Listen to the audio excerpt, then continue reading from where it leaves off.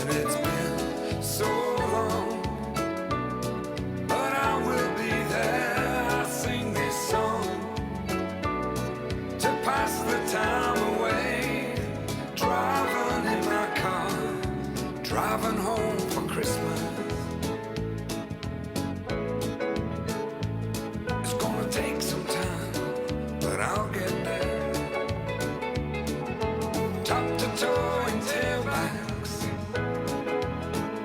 Oh, I got red lights all around, but soon there'll be a freeway, yeah.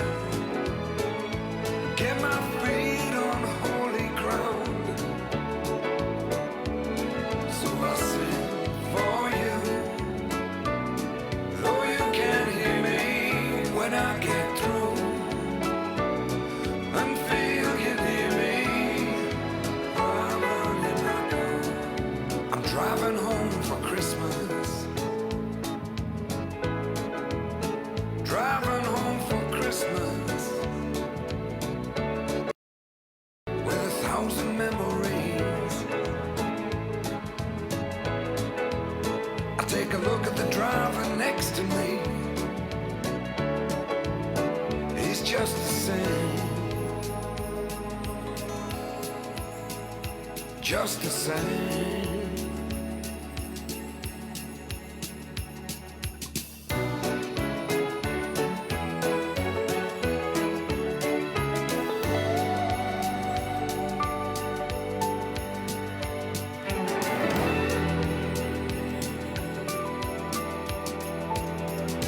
Top to toe in tailbacks. Oh, I got red lights all around. I'm driving home for Christmas, yeah. Get my feet on holy ground. So I sing for you, though you can't hear me when I get through. Go and feel you near me, driving in my car, driving home for Christmas, driving home for Christmas, with 1,000 memories.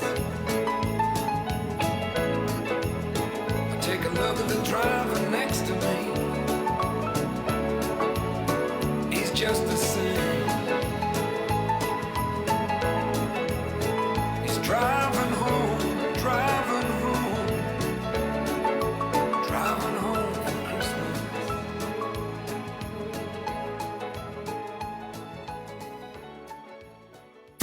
Happy holidays from all of us here at KYM Communications. So this is Christmas, and what have you done? Another year over, and you won't just begun. And so this is Christmas. I hope you have fun. The near and the dear ones, the old and the young. A very Merry Christmas and a Happy New Year. Let's hope it's a good one without any fear. So this is Christmas, for weak and for strong, the rich and the poor ones.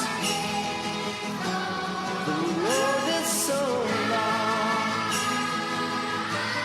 and so happy Christmas, for black and for white, for yellow and red ones. Let's stop all the fight. Very Merry Christmas and a Happy New Year.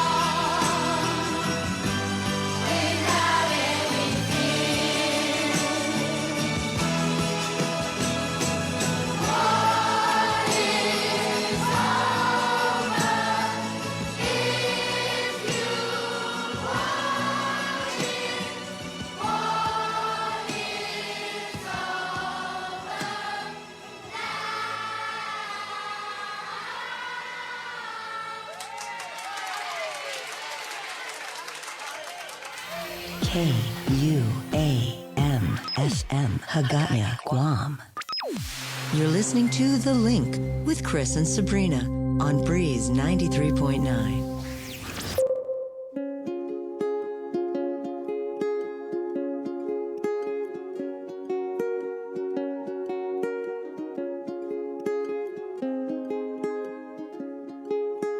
Danani pandaritas na fan palangpan todo y profecía esta munadan.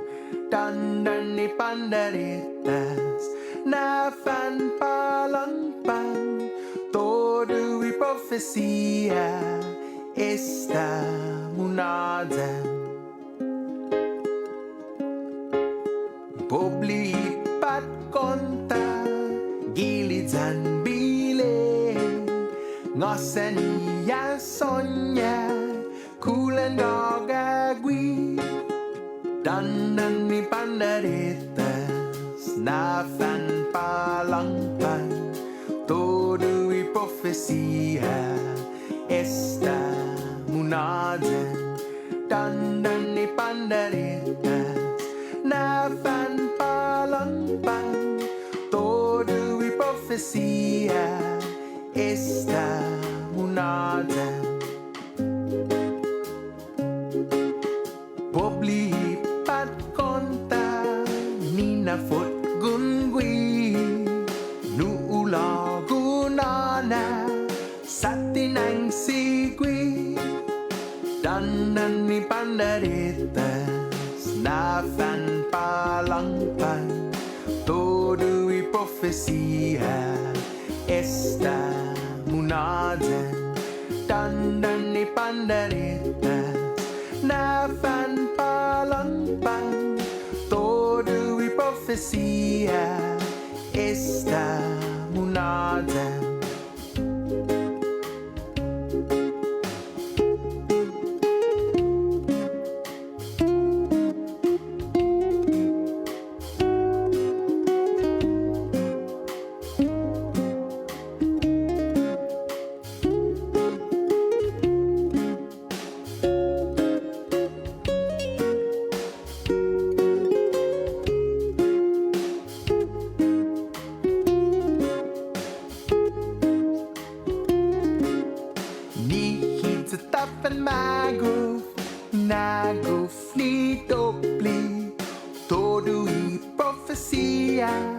Munadan makompli danan ni pandaritas na fan palangpan todo y profecía esta munadan danan ni pandaritas na fan palangpan todo y profecía esta munadan.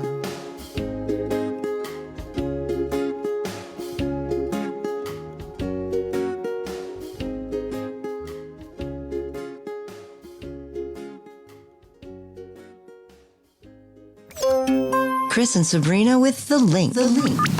Here on Breeze 93.9 FM.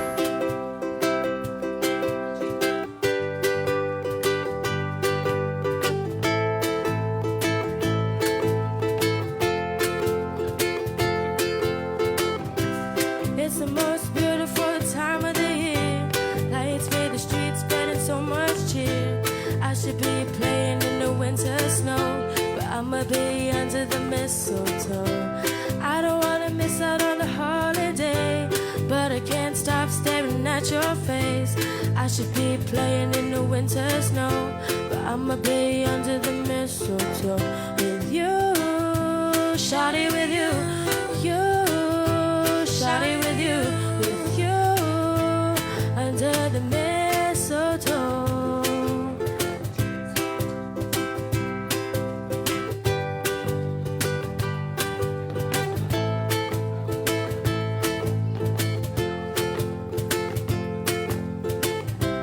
Everyone's gathering around the fire, chestnuts roasting frosting like a hot July.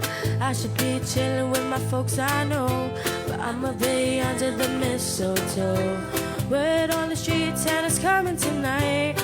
Reindeer's flying through the sky so high. I should be making a list, I know, but I'ma be under the mistletoe with you, shawty, with you, with you, shawty, with you, with you, under the mistletoe. With you, shawty, with you, with you, shawty, with you, with you, under the mistletoe. Hey love, the wise men follow the star, the way I follow my heart, and it led me to a miracle. Hey love, but don't you buy me nothing, 'cause I am feeling one thing. Your lips on my lips, it's a merry, merry Christmas. It's the most beautiful time of the year. Lights fill the streets, spreading so much cheer. I should be playing in the winter snow, but I'ma be under the mistletoe. I don't wanna miss out on the holiday, but I can't stop staring at your face. I should be playing in the winter snow, but I'ma be under the mistletoe with you, shawty, with you, with you, shawty, with you, with you, under the mistletoe. Kiss me underneath the mistletoe. Show me, baby, that you love me so. Oh, oh, oh, oh, oh. Kiss me underneath the mistletoe. Show me, baby, that you love me so. Oh, oh, oh, oh, oh. With you, shawty, with you, with you, shawty, with you, with you, under the mistletoe. The Link, The Link, The Link. Here on Breeze 93.9 FM.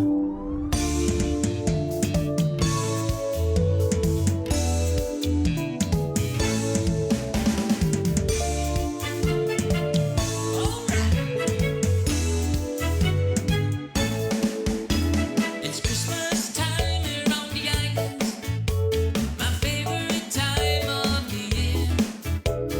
Santa forgot his stories at my door. That's how I know he was here.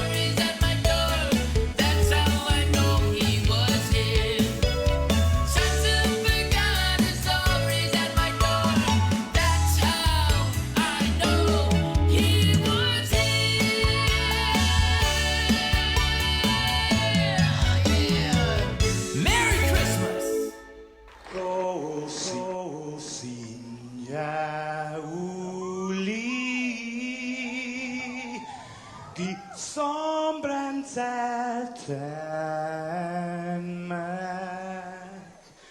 Etsuita saluda antes de niga. Radzaudzan malak estrellas durante todo mu.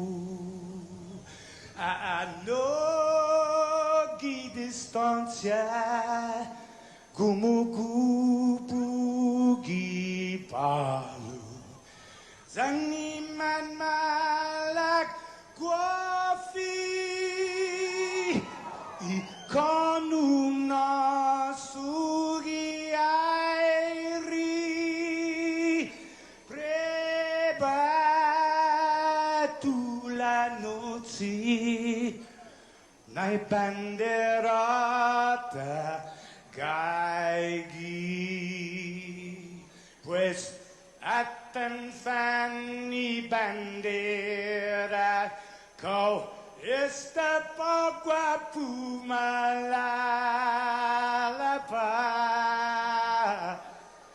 giluk tanu man libri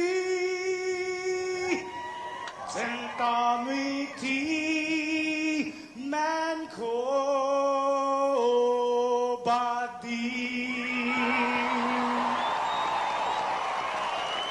Fanogi tamoru purita nota kantai matu nanyagi todu ilugat para i honra para i gloria abiba is la sin para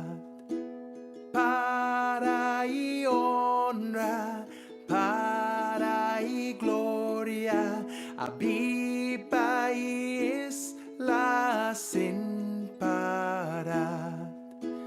Todo y tiempo y paz para kita dan gini langit na bendition. Conchay piligu na fan sofuham Zeus protehis languahon. Conchay piligu na fan sofuham Zeus protehis languahon.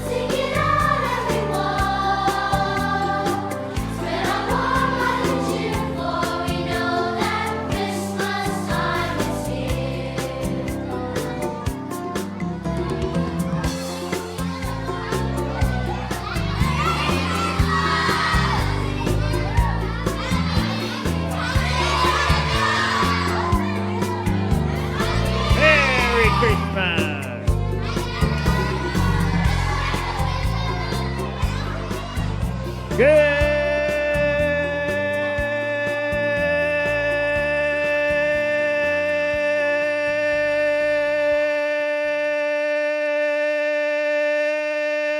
morning, Guam. Good morning, Guam. Good morning, CNMI. Good morning, America. And beyond on our Facebook Live feed, it is Thursday. Yep, Thursday. December 16th, 2021. Wow. I hate to sound cliche, but where does the time go? Huh, sir? December already? Christmas? What? I have done. Guess how much Christmas shopping I've done? Rhymes with fun. That's right. None. Zero. Oh, man. Good morning, Pacific Points.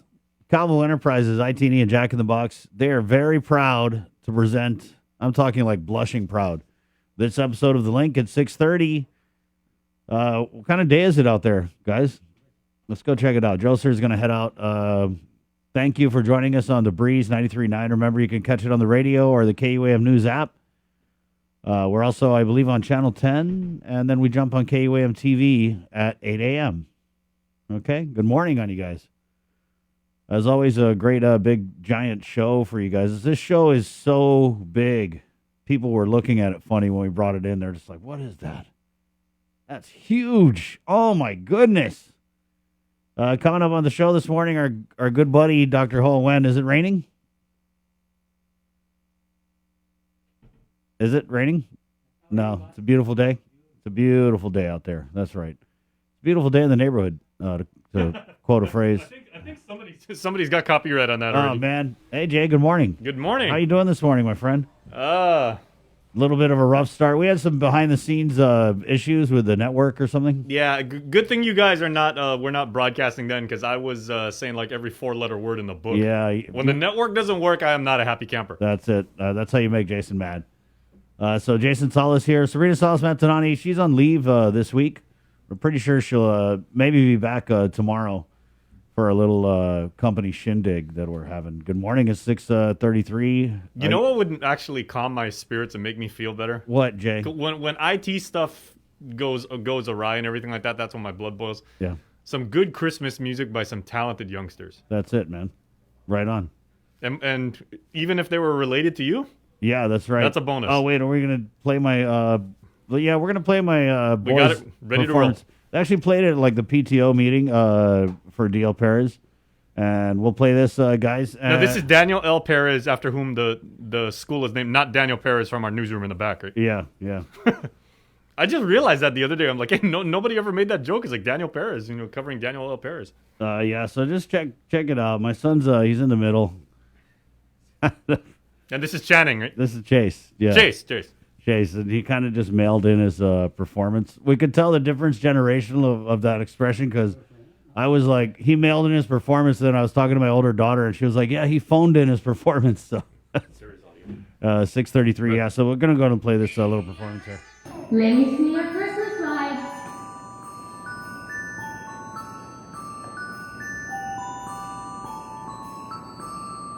Everybody put your hands up high. Everybody put your hands down low. Everybody get your Christmas lights. Ho, ho, ho. Everybody put your hands up high. Everybody put your hands down low. Everybody get your Christmas lights. Ho, ho, ho. Can you do this? Santa will be drinking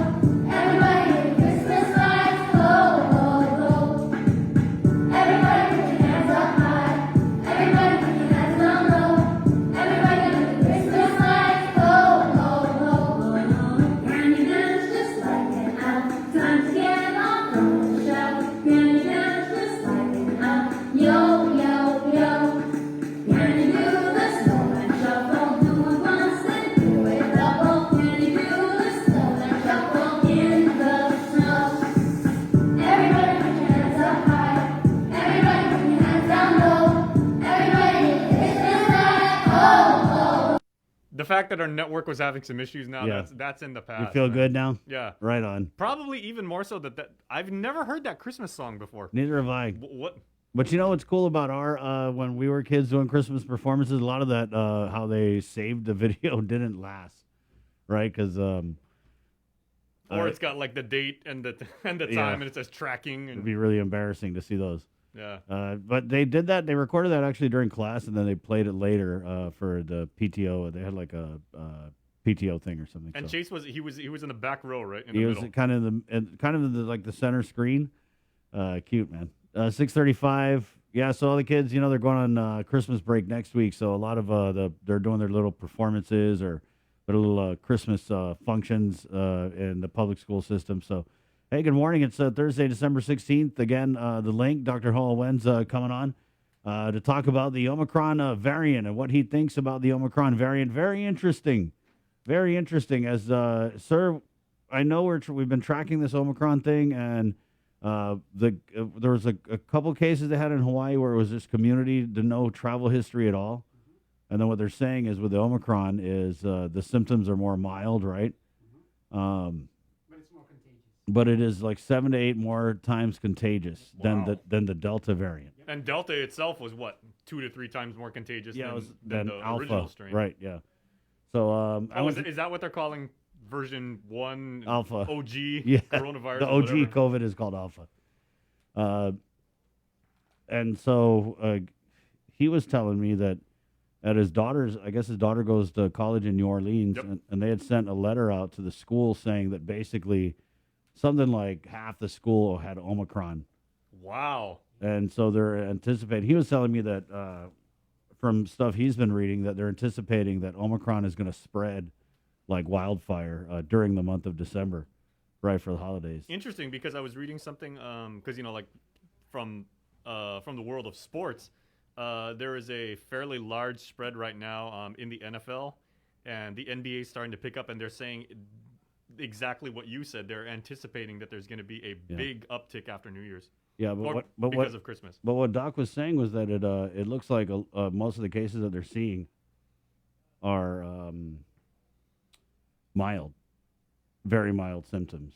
And check this out, Jay. So he was telling me that he had talked to Dr. Mike Cruz about whether or not the Binex Now test could pick up the Omicron variant.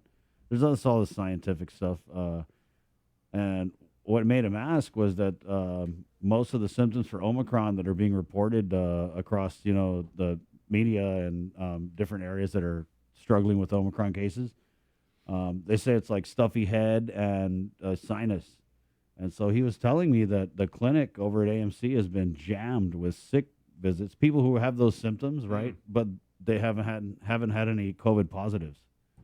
So is that just seasonal flu, or So he doesn't know if it's Omicron or if it's just cold or whatever. But is it possible that there are leftover traces of Delta? Probably not, right? no, because I think that what he's saying is that he's wondering if the mutation of the spike protein is got anything to do with whether or not it can be picked up by these tests. But the good news, guys, is that most of the Omicron cases that Dr. Hoa is reading about and possibly seeing here are mild, right?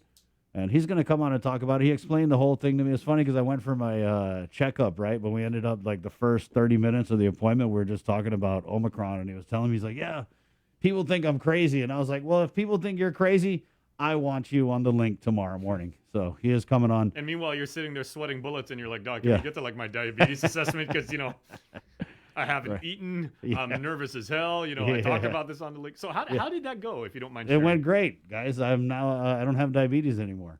Yes. Yeah, so thanks. Congratulations, Right brother. on, yeah.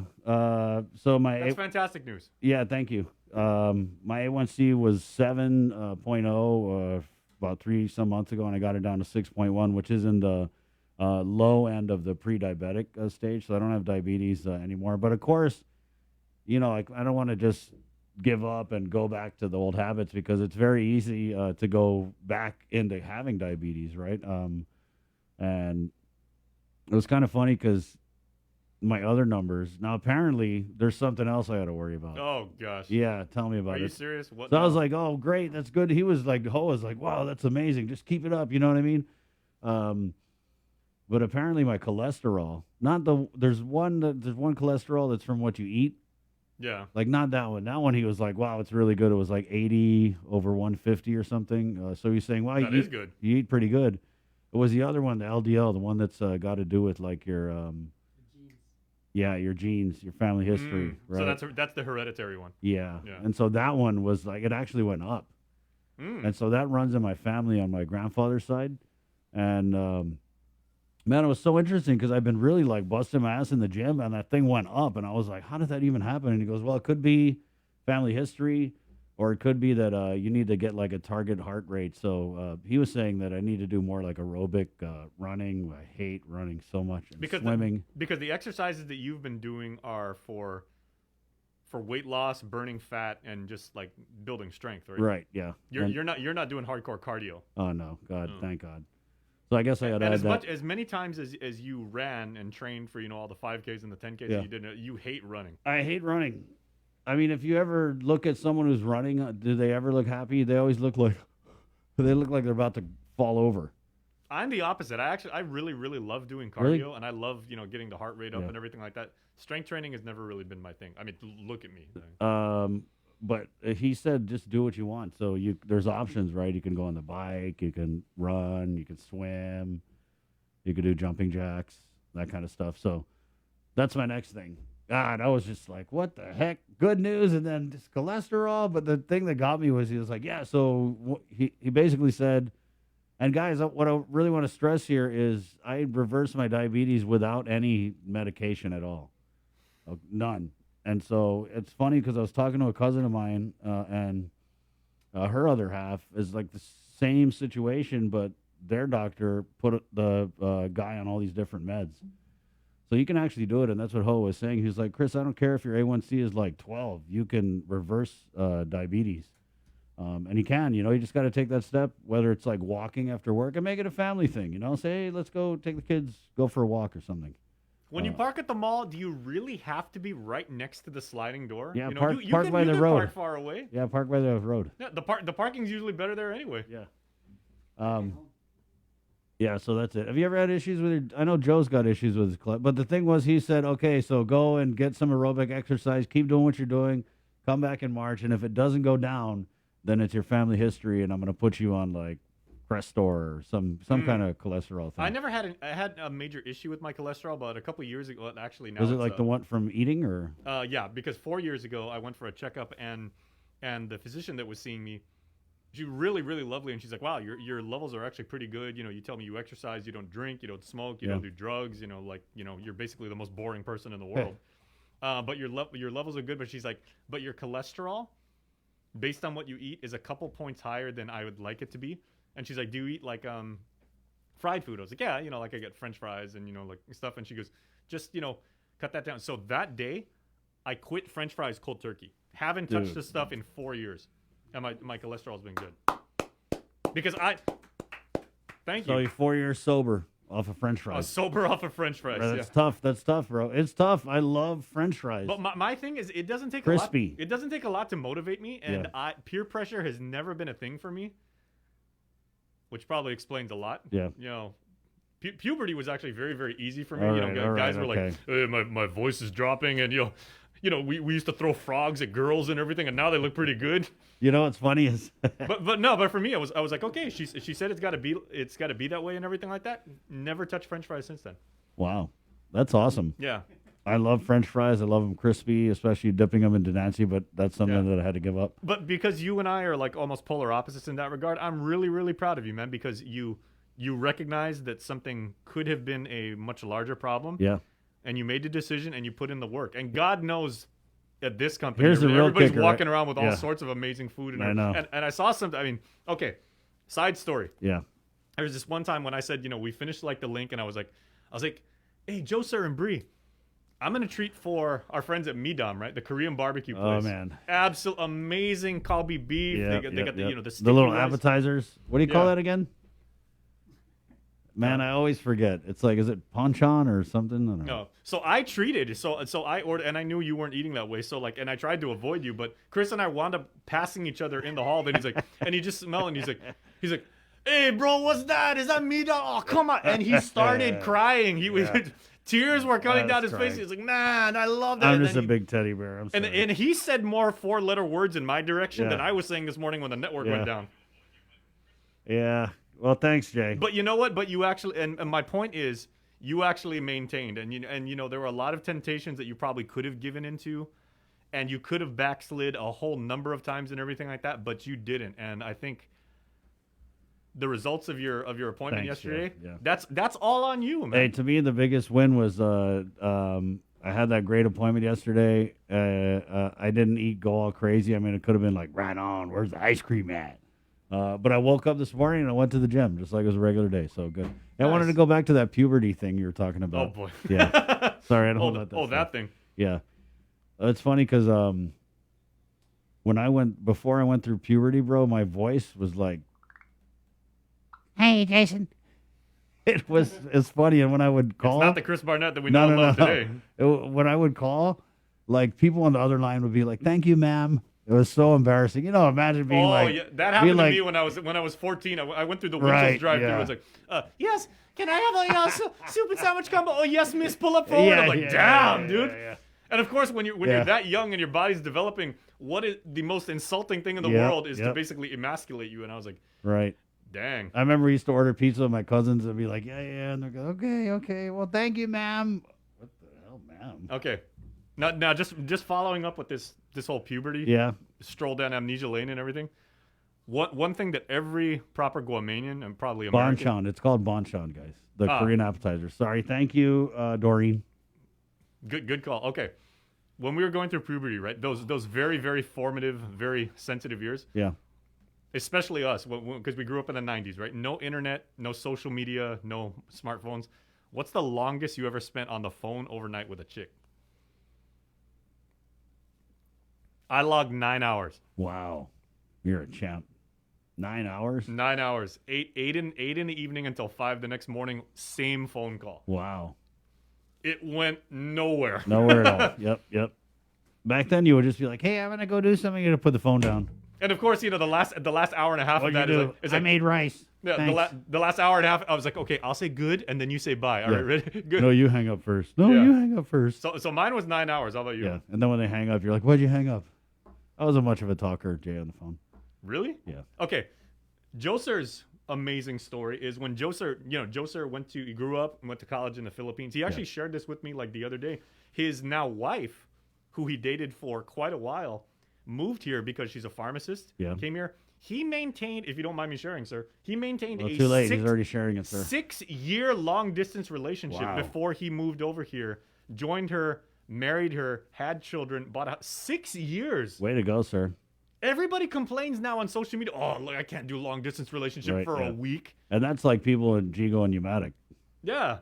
This dude did 6 years. That's 4 of the longest period in your life. Talk about puberty, right? Is the 4 years of high school and then 2 years after that. 6 years. You are the champ, sir. Way to go, Joe. And happy belated birthday. It's still his birthday. Dr. Phil has nothing on you as far as life advice. 6:49, big show again. Let's get right into it now. Our first look at news here on this Thursday, December 16th. From the KUAM news team in for the on leave, Sabrina Salas-Matanani with the very latest. Good morning, Jason Salas. Good morning, and if I can get my screen, there we go. Okay. Good morning, everybody. Again, some IT issues this morning, but nonetheless, we bring you the morning's headlines, and we get started with Tyler Matanani, who is in the newsroom, and she has your morning link update. This news update is brought to you by Pacific Points. Do more, get more. Buenos and half a day, everyone. I'm Tyler Matanani with your headlines here on The Link. An hours-long oversight hearing for the Guam Memorial Hospital as senators seeking answers ended up with more questions trying to get to the bottom of above-step hiring at GMH. Here's the story. Documents turned in just before an oversight hearing. The Guam Memorial Hospital had a lot of explaining to do as senators questioned their hiring practices. questioning what could be missteps in their above-step hiring. Above-step recruitment, where government agencies hire applicants at a higher step or pay grade because of experience, qualifications, or because a position is hard to fill. But is GMH abusing this process? Healthcare Committee Chair Speaker Therese Terlahi pointing out how GMH may be stretching the definition of recruitment difficulty. I want to see those petitions to see the justification of how these were difficult to find, right? And I did see at least one where there was more than one applicant. There were 4 qualified applicants, and yet it's still recruited above step, as if it's not difficult to find. There's 4 qualified applicants. And then there's the issue and process GMH used to hire their marketing and communications director. The applicant asking for a $160,000 annual salary, but instead GMH hired her above step at step 7, earning $75,000 a year, not including benefits. And again, according to docs, GMH didn't have to go far to recruit because the hiring was done in-house, since the applicant was already working at GMH, having been hired at the hospital above step as a management analyst 4. We needed someone to do more than just a PIO, so we used the management analyst position, and we upgraded it to then include a lot of the communications and media releases and media responses. We selected the best candidate, the best talented individual with the exceptional qualifications, again at an above step. So does that, are we wrong for doing that? I don't think so. The speaker responding, something didn't seem right.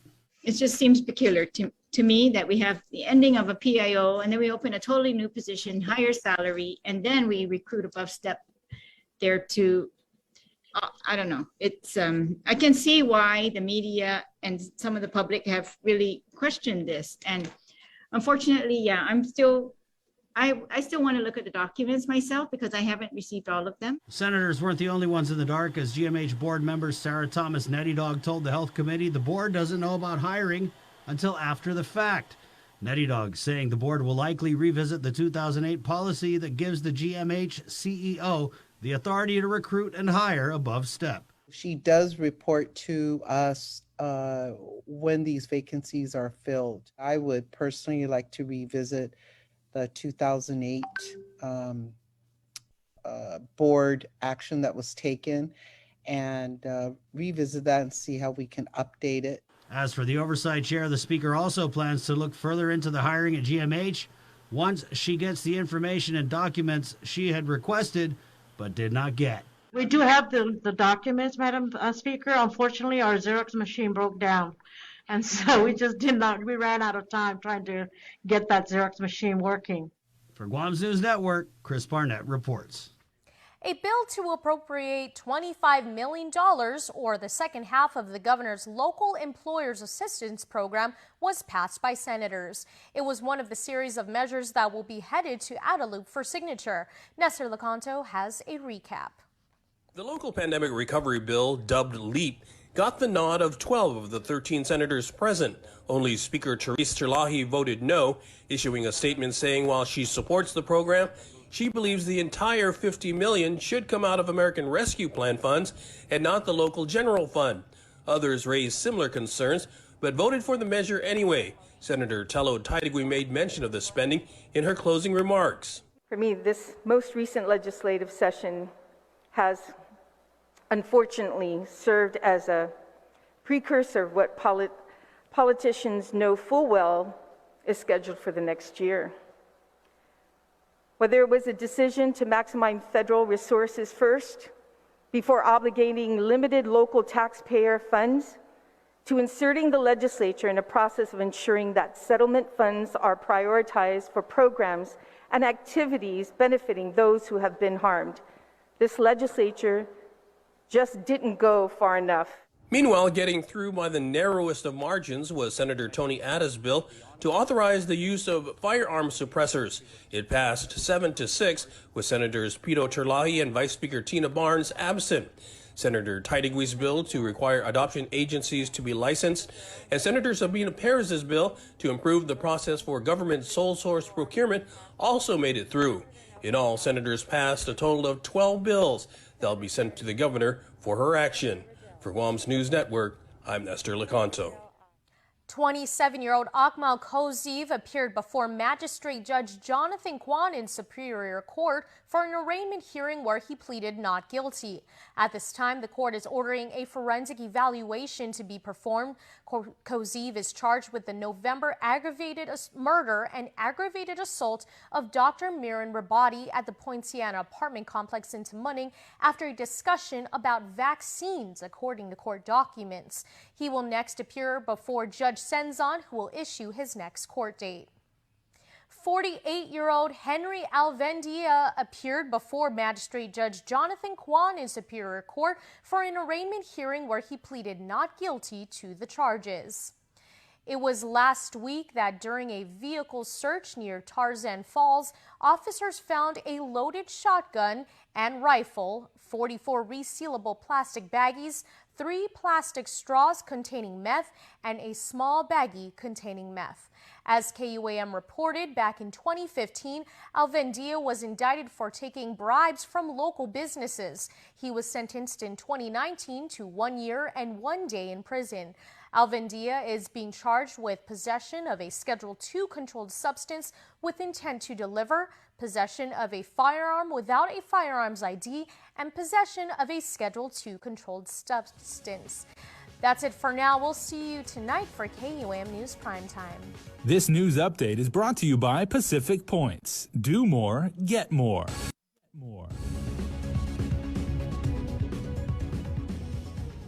All right, everybody. We do our midweek report, Inside Business, and we stick with Tyler as she files this next report introducing you to a new appliances company in the heart of Tamuning.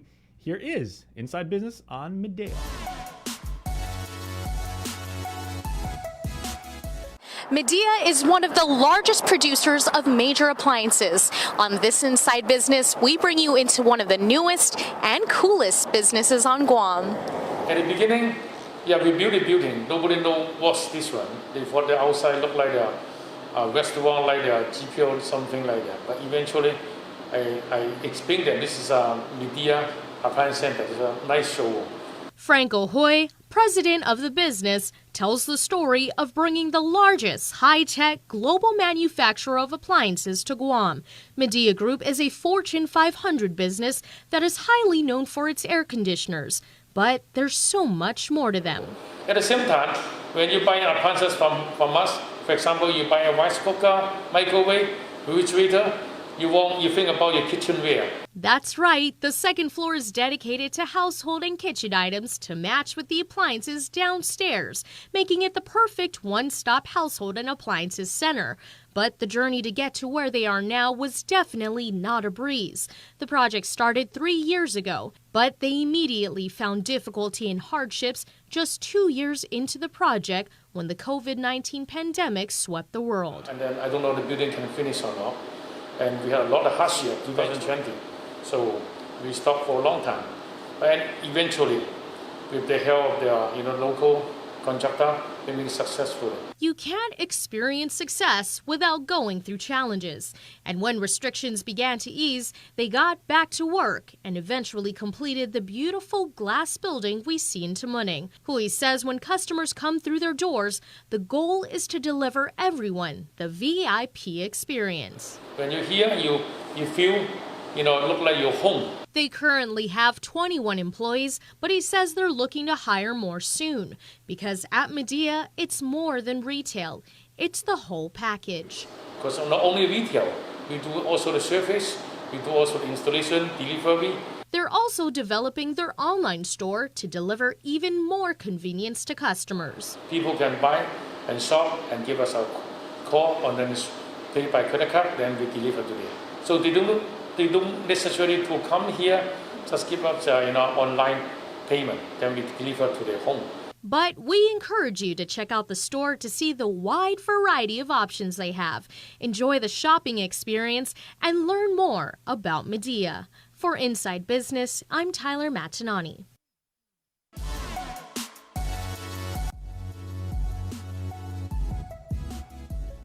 All right, thanks so much, Ty. To healthcare we go now as the team from the CDC investigating Guam's COVID cases has completed their trip, and Daniel Perez gives you a summary of what they found.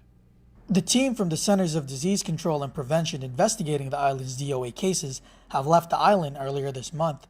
Public Health PIO Janella Carrera. But the plan is to continue having meetings with them while they're back in Atlanta. And then we do want to bring them back in January just to kind of help us close out the investigation on the dead on arrival cases. Carrera said that although the CDC team is gone, the investigation is ongoing with Public Health taking over. She added that the CDC team also helped establish the data gathering process and producing reports for Public Health to follow. Our team here is well capable of also continuing what they started. And so we're continuing to collaborate with the CDC team. And then when they come back in January, we can continue that collaboration and then close out and complete the investigation. We are also looking at the numbers and gathering the data as well. So when the CDC team was here, our team was also collaborating with them and looking at the DOA cases, conducting interviews alongside them, working with the hospitals as well. So it was a partnership. And so it wasn't just a CDC team alone that was doing this. You know, we had Dr. Ann Kabutsky, we had our surveillance team, our containment branch also conducting the investigation along with the CDC team. Carrera hopes that if the CDC team does come back, it will be the same members since they are familiar with the island, territory, and culture. As for the FEMA nurses on island. So the FEMA team, we had about 37 of them, and some have already left. Some are leaving tomorrow, or today rather, and then some are leaving tomorrow as well. So they're little by little leaving Guam. At this time, that was already their extension. So their contract was ending by mid-December. So they're all preparing to leave Guam. Carrera further added that there is an ongoing process to request for more nurses and support staff from the federal government. There are no results yet from the CDC on the COVID samples Public Health sent over for genome sequencing. Daniel Perez reporting for Guam's News Network.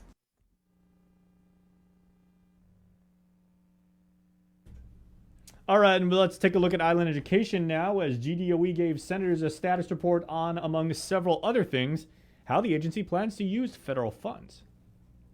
The Guam Department of Education appeared before the Guam legislature this morning via Zoom to provide a status report on their budget and how they are using federal funds. To get a better understanding of our financial situation and looking at where the federal funds would be able to help assist the department in addressing areas where we see challenges. GDOE is faced with a budget shortfall of $45 million for this fiscal year. According to GDOE Superintendent John Fernandez, in the last few years, the department saw budget cuts ranging from 12 to 15%. Fernandez was authorized by the Guam Education Board to come up with a solution to close the gap, which includes finding areas of savings.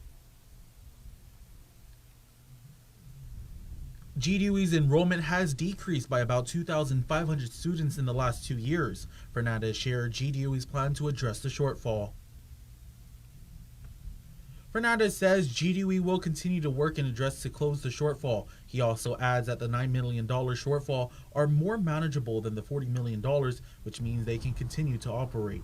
Reporting for Guam's News Network, Guahusi Isaiah Uggan. Say over the last 4 to 5 years, that should be pretty evident because we've seen our local appropriations number go down about $30 million at the same time that we are still required to meet a lot of the mandates and meet the needs of our students. Fernandez was authorized by the Guam Education Board to come up with a solution to close the gap, which includes finding areas of savings. So we're looking at our staffing to see that we're making the necessary adjustments so that we're not overstaffed. So that's one area that we're working to get a better understanding by the end of this month, so that by second semester we can make the adjustments to right size our workforce. GDOE's enrollment has decreased by about 2,500 students in the last 2 years. Fernandez shared GDOE's plan to address the shortfall. So we have a $45 million shortfall.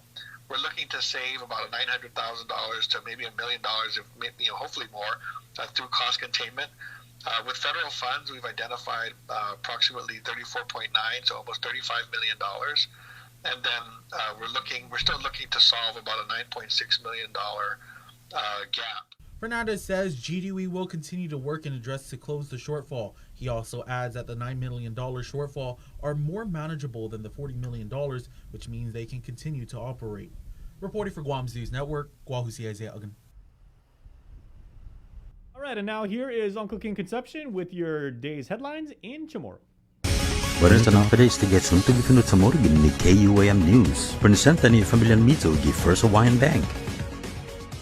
Dumimalas tali makitsagi maribahay po de gobyerno para extend the public health emergency ani otso na senador mabota hunggan. A minority leader si Senador Chris Duenas sa kitsagi mo na ma-override the veto ni gobyerno no ibiw niya ni Debbie Magahaga na una ma-apreba ni legislatura until you declare no ma-extend the public health emergency. Ilinga si Duenas na adzi mandate binakuna sa mas naman man na reglamento ni administrasyon. I-override sa mabota hunggan ni otso na senador. Gi Republican na partida sa si Duenas, si Jim Moylan, Frank Blas Jr., Tony Ada, Joanne Brown, dan si Telo Taidagui. Dos gi Democrat na partida ni bumota hunggan sa si Tilina Nelson dan si Teresa Lahi. Mas asunto, si Agmao Koziev, 27 anos na edad, sa ano gimena ni Magistrates na West Jonathan Kwan, gi Superior Court of Guam, para hearing arraignment niya plead with not guilty. Modern sa niya korte na managawahan na si forensic evaluation para si Koziev. Matake si Koziev ginobembe na mes por aggravated murders and aggravated assault kontra si Dr. Marin Ribati gipon siya na apartment kita tamuning. Después ang yung magamento idos por bakuna según ni dokumento ni korte. Pero ano gimenan West Maria Senson ni para determina na ayan talo na para makorte. Yuto muna asunto para pag na Webes gifinot sa morgan ni KUAM News. Si Henry Albendia, 48 años na edad, sa ano-gimen ng Magistrates na West Jonathan Kwan, gi Superior Court of Guam para hearing arraignment, niya plead with not guilty ni Matsakinya. Gimapan sa samana gifyon Tarzan Falls, ani masoda ni polisiya at mas shotgun ni gay balad san 8 talo na paki, 44 na bagis plastic, 3 na strong plastic, na sabganin ni G meth, zan 1 na dikiki na bagi ni Guahaloke meth gisan halom. Nuruni por KUAM, tatigi 2015 nasakan, maindait si Albendia sa poder receive bribe siya gin ni business queen gizagwahan. Masintensya para unano dan undia gi preso. Esen ka tradisi ni maatsaki dan masotni sa masuseta ni Schedule 2 na controlled substance nun tensor na sa pro entrega, manggugod pakis ng lisensya dan masuseta ni na Schedule 2 na bineno. Para Guam News Network, Guausikin Conception. Yasuto gifinut sa moro sa presenta dan inafato ni Familian Mizo gi First Hawaiian Bank. Say hello to the First Hawaiian Bank mobile app. Want a better look at your spending? With MoneyMap, you can automatically create budgets and manage where your money is going. Know when you have a green light or when it's time to slow down. Maybe cook more meals at home this week. Set your goals, track your progress, and find your way to exactly where you want to be. With MoneyMap from the First Hawaiian Bank mobile app. It all starts with yes. Do you feel like you're missing out on something? Make life more rewarding with Pacific Points. Earn and redeem points for bill rebates and free load at IT&E, discounts on fuel at Shell, vouchers at Foodies, and United Mileage Plus miles. You can even pay with Pacific Points at IT&E, Shell, and Foodies. Pacific Points. Do more, get more. Get the job done the right way by getting the right stuff at East West Rental Center. With years of experience helping builders, we definitely got what you need. Call 646-1463 or visit us in Upper Tumon. Open Monday to Saturday from 7 a.m. to 5 p.m. and on Sundays from 8 a.m. to 5 p.m. Mariana's Irrigation and Landscape Superstore. Stop on by and visit our showroom today. We offer everyday low prices on all major outdoor power equipment like bush cutter, chainsaw, power washer, generators, and more. Need service, repair, maintenance? Well, check out Guam's best superstore only at Mariana's Irrigation and Landscape, located in Barragata along Army Drive between Submarina and Besta Market. Call 735-7446 for more information. Now shipping to surrounding islands. Mariana's Irrigation and Landscape Superstore. Say hello to the First Hawaiian Bank mobile app. Got a question about your finances? You've come to the right place. Bring all your accounts together, even those that aren't with us, and see the big picture, right down to the smallest detail. Unlock powerful tools like Insights and MoneyMap that help you save time and take control of your finances. When you connect accounts with the First Hawaiian Bank mobile app, it all starts with yes. GU Self-Storage, conveniently located near the Harmon McDonald's. We offer affordable rates, online payments, and auto bill pay for your convenience. Plus gate access daily from 6 a.m. to 9 p.m. Call us today at 648-7867 for more information. The relationship between Guam and Manila, Philippines is undeniable as we share similar cultural traditions, history, and heritage. With generations of Filipinos calling Guam home, KUAM presents a monthly look at the capital city, featuring in-depth and engaging interviews on everything from medical tourism to new business and government leaders. Veteran newscaster Nestor Lecanto delivers Beyond Our Borders. This special program is brought to you by KFC. Catch SportsLink on the KUAM News Morning Show, The Link, every Friday for the latest sports news, game schedules, athlete profiles, and more. SportsLink airs every Friday across the multi-platforms of KUAM. Tune in to the broadcast on Breeze 93.9 FM, on KUAM TV 11, live stream through the KUAM News Facebook page, or view highlights on YouTube, KUAM News Facebook, and Instagram page. SportsLink is brought to you by Mariana's Irrigation and Landscape. Uno Mixed. We're mixing it up on the last Thursday of every month with a look at lifestyle, entertainment, food, and so much more on the stations, networks, and digital platforms of KUAM Communications. Uno Mixed is presented to you by Docomo Pacific, Better Together, and Pepsi. That's what I like. KUAM's multi-platform morning show, The Link, just got a little more delicious with Feed Me Fridays. Chris, Sabrina, Jason, and the rest of the morning crew will take some time off each Friday to talk, taste, and tempt you with all the latest and greatest food and drinks on Guam. Old faves, new hits, and everything else we can put in our bellies. It's Feed Me Fridays on The Link. Brought to you by King's Restaurants, Ruby Tuesday Guam, and Devondale. Real milk from free grazing cows. The world of television is more exciting than ever. Don't miss a minute of special presentations from NBC on KUAM TV 8 or from CBS on KUAM TV 11. Every month, we'll bring you the fun and excitement of award shows and red carpet moments, special series presentations, and other great network programs. Brought to you locally by King's Restaurant, Ruby Tuesday Guam, and Docomo Pacific, giving you more reasons to tune in and turn on. Fall in love with TV again with the best from KUAM Communications.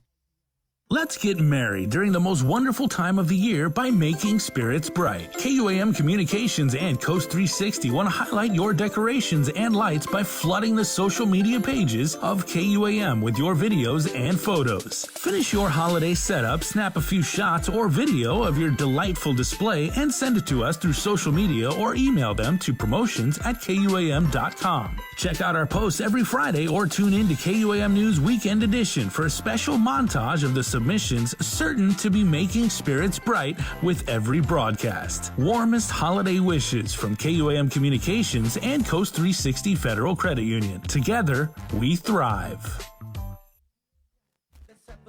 Happy holidays, we hope you have a great time. Let's celebrate these good times, memories of a lifetime. Hear the bells jingle, it's Christmas time on the islands. The season's far from silent, everybody's smiling. Take a look around the island, mistletoes and jelly rolls, eggnog and alcohol. Let's have a good time, just don't get out of line. Sip some wine with some family and friends next year. Bright and early, the Link is coming to you from Harmon, wherever you are, a worldwide Link family, and we thank each and every one of you for tuning in this morning, and we thank our friend Denise Mendiola for making some time in her very frantic schedule because there's a deadline coming up. Denise, first of all, happy holidays and welcome back to the show. Happy holidays, Merry Christmas. Yeah, Good and you know, Christmas is a time for giving. It's also a time to reflect, and it's a time to look forward. And one thing that you're actually offering people is an opportunity to advance upon a very lucrative and very rewarding career in construction. But time is of the essence, as I understand. Time is of the essence for sure. So thanks for having GCC on this morning. And, we're just so grateful for the opportunity to be able to provide these resources to our community. What we're working on right now is the construction boot camp. And this is our third construction boot camp that we are hosting. And this one is funded by the Department of Interior, their Technical Assistance Program grant. And it gives us a chance to be able to train up some of our local workforce to be able to work in the construction industry. Mm-hmm. Now, what types of careers could someone find inside and find within that industry. And also one thing that you've actually shown us is, you know, with your courses and the boot camps and shipbuilding and everything like that, there's also an upward mobility pipeline that you actually get people ready for. Because I mean, you could start as a fabricator or as, you know, like something entry level and wind up being like a project manager. Exactly. There is a pathway in this industry, and it starts with, you know, somebody that's interested in learning a new skill, willing to work hard. And so we're looking at things like, as an example, the courses that we're offering in this boot camp are carpentry, electrical, and HVAC. So these are all components. If you just look at somebody building a house or a building, you know, these are the skills that are needed to be able to construct that building. And so it helps the person to be able to understand the basic foundation of these areas, and then they decide, you know, what area they want to focus on. Mm-hmm. How long is the boot camp? Because every time we say boot camp, I mean it's a lot of really practical, a lot of interactive, hands-on information, but generally kind of compressed to a kind of like a small time frame. So you get it's very, very intense, and you get a lot of really good information at the same time. So you really got to, you know, you got to put your hard hat on. Fittingly. Absolutely. You have to put your hard hat and a few other PPEs on. It definitely is condensed. It's a 12-week program, and we're starting it off this time with a CPR first aid training. And so that's happening this weekend. It starts with safety. It's between that and OSHA, you know, those are the two really important training components that we have. And then it's 12 weeks of real intense training. We have them there all day. And at GCC, we have the labs. So we have the carpentry, the electrical, and the HVAC labs, which is really cool because you are able to work on actual equipment. And so they get that hands-on component in addition to the classroom.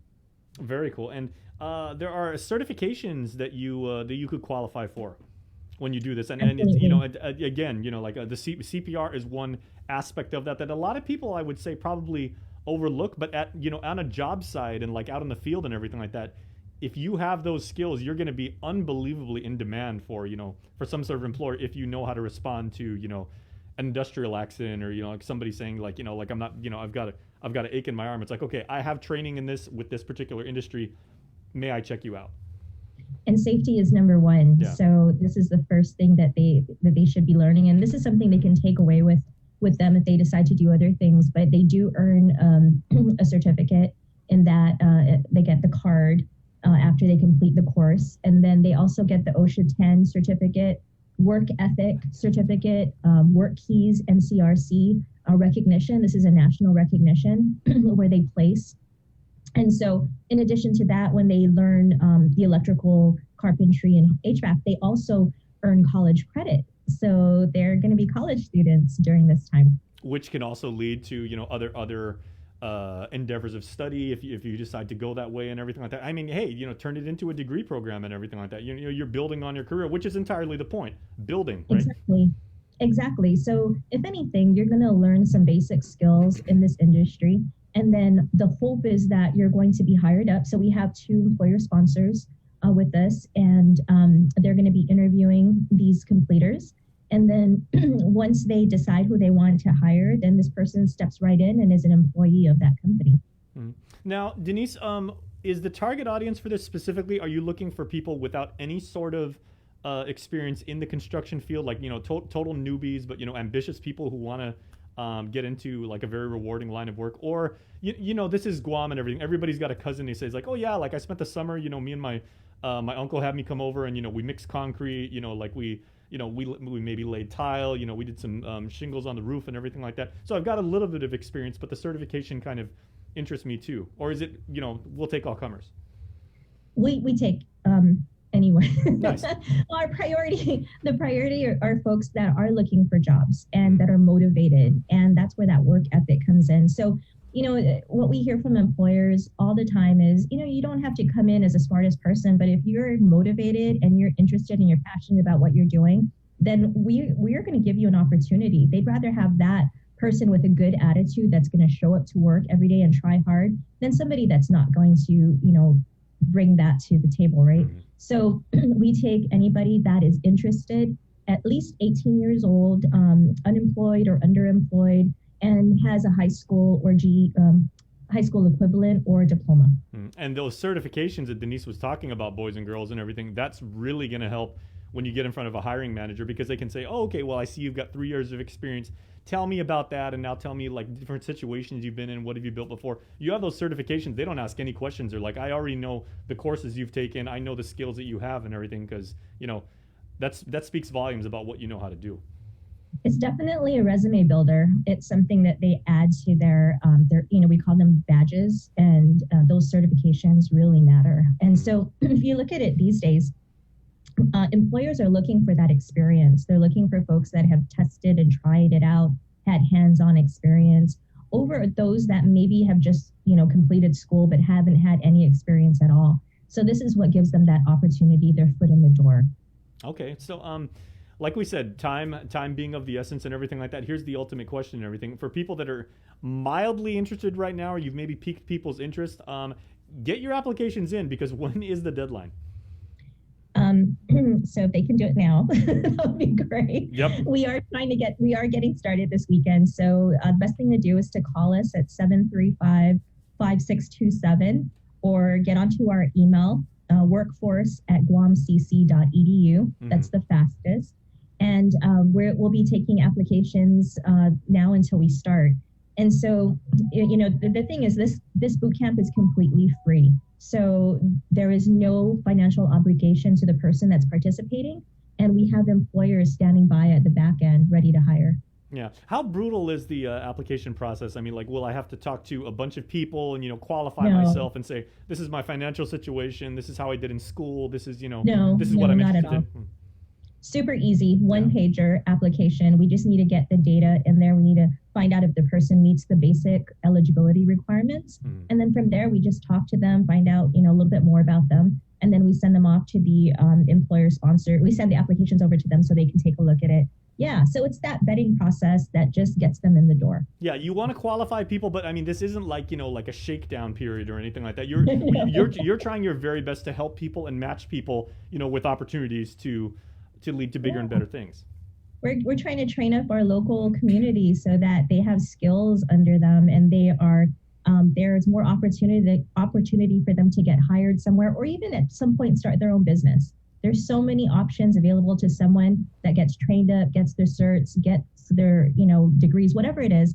There's opportunity, and now is the best time to do it because it's funded by some of our grants. And think about what that would mean if you grow up on Guam and you've got roots here, you want to make the island your home for raise a family here and everything. You can actually say 20 years from now, it's you see that like big that skyscraper down in Agana, the Bank of Barnett building and everything like that. Like I built that. Bank of Barnett building. Yeah, we're gonna make that happen. Low rates. Yeah. Bank of Barnett, very low APR. No. We got some investors standing by for that one. Exactly. Okay, so and if people are in, because again, it's a very fast process. So make the decision, get your application in, talk to people, put your best foot forward, and everything like that. When can they expect to basically begin their training? We can get them started at Friday. Is that tomorrow? We can get them started tomorrow. Nice. No time like the present. Yeah, no time like the present, and then we have all next week to get them in the door. And what a wonderful surprise to spring on like your friends and family and everything like that. Hey guys, guess what? I'm in a construction boot camp and everything. And hey, what a great Christmas present to give to your parents. Say, hey, Mom, Dad, I'm going to get a job. I'm going to a boot camp.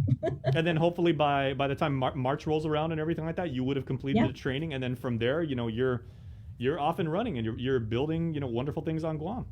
Well, if you look at the big picture, right, you look at the activities that are happening, the military buildup, we see a lot more of construction going on right now. Now is a really good time to be in this industry. Yeah, we do stories on it all the time. It's like, so-and-so corporation, landed some big contract. Of course, there's Camp Blas over in Dededo. By the way, wonderfully named Marine Corps base and everything after General Ben Blas. Love that. Right? But yeah, I mean, there is no shortage of construction opportunities here on the island, and going forward, it's only supposed to ramp up even more. Exactly. And best to be part of that and earn a great, earn great money, be in a great career, something that's sustainable, that's not going to, it's something that you can count on.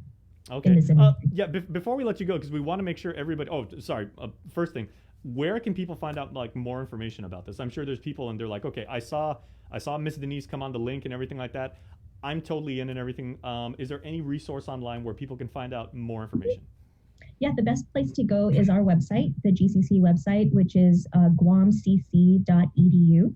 They can just Google GCC and they'll come up on us, and the flyers are all there, including other programs that we have. We're in the middle of a GED bootcamp, our first one. So, there's so many things that they can see on that website, but definitely you'll find the flyer there. Get it done, you guys. Build your career, literally.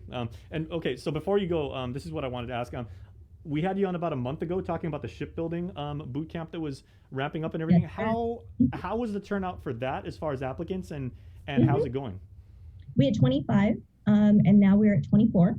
So we're doing pretty good. And it's supposed to end the end of this month. So we're getting ready we're already scheduling the completion ceremony for them. And then these folks are already guaranteed their jobs. So they're going to get hired on by Guam Shipyard as soon as they complete this training. Very cool. Okay, so since we're talking about cohorts right now, the construction one, I mean, like you said, you'll hopefully take all comers and everything and take as many as you can, but you can't take every single man, woman, and child that applies for this and everything like that. So there are a finite number of seats, right? There are for this one, but we have 2 more construction coming up. We've got diesel that's happening this month as well. We're also looking for people for diesel mechanic that's happening in December. And then we have a truck that's starting up again and another ship.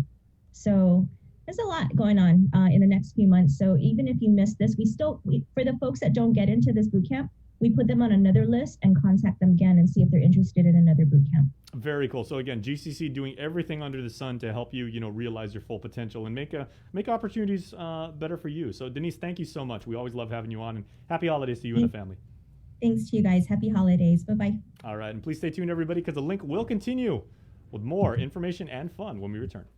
The Novena to the Christ Child, a podcast series on KUAM Communication, a local Christmas tradition reimagined with all 9 days available on demand on the KUAM Podcast Network beginning December 6th and streaming on all our digital media platforms as well as nightly at 7 p.m. on Isla Digital Radio. Basically, my life was a revolving door of just getting drugs, using drugs. My name is Anne-Marie Sablan. I'm 26 years old and I'm a student at Guam Community College, about to graduate with my associate's degree in human services. Got my high school diploma with GCC's Adult High program. The staff there is very helpful. They're very friendly, and it became like a family dynamic. It's possible for anybody, especially people like me who struggle with addiction. The holidays are here, and you know what that means. Time to gather with family and friends, dress up our homes, and explore the Christmas season in paradise. Why not share these moments for a chance to win $100 in cash? Log on to visitguam.com/Instaguam today to participate in the Guam Visitors Bureau's #InstaGuam photo and video contest. A winner will be chosen every week, so share your best holiday moments now and win. Brought to you by GVB, making Guam a better place to live, work, and visit. Well, I didn't get screened because I was just afraid of it. I procrastinated. I didn't have any symptoms. I didn't have insurance. I didn't want to know. There were several services that was available to me. I got a mammogram. Colonoscopy. I know in my heart that early detection saved my life. And I just tell people all the time, please go get screened. Attention basketball fans, the wait is over. Clutch Guam presents the second annual McDonald's High School Basketball Classic, going down December 20th to January 8th at the Father Duenas Jungle. Make sure you come through to watch some high school boys and girls varsity division action. You do not want to miss out. Special thanks going out to KUAM Sports. We'll see you there. Coors Light presents Uproar, the Sleigh Game Edition, Saturday, December 18th at Custom Fitness to compete head-to-head to determine who's the fittest. Visit guamtime.net. To purchase tickets for $15, visit us online. Special thanks to KUAM Communications, Boca Box, Custom Fitness, Kill Cliff, Cherry Media Vision, ERC, and A-Tech Construction. Proceeds to benefit the Guam Volleyball Federation.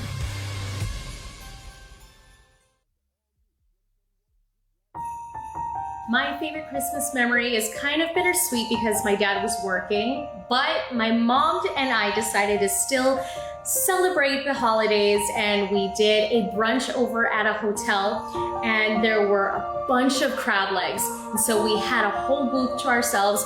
We had the entire table covered with crab legs and shells. It was disgusting, honestly. And we ate so much that when we got home, we felt so sick because we ate so many crab legs, but it was so fun. It was such a great memory that I had with my mom. Would have only been better if my dad was able to make it with us, but we still enjoyed the special day.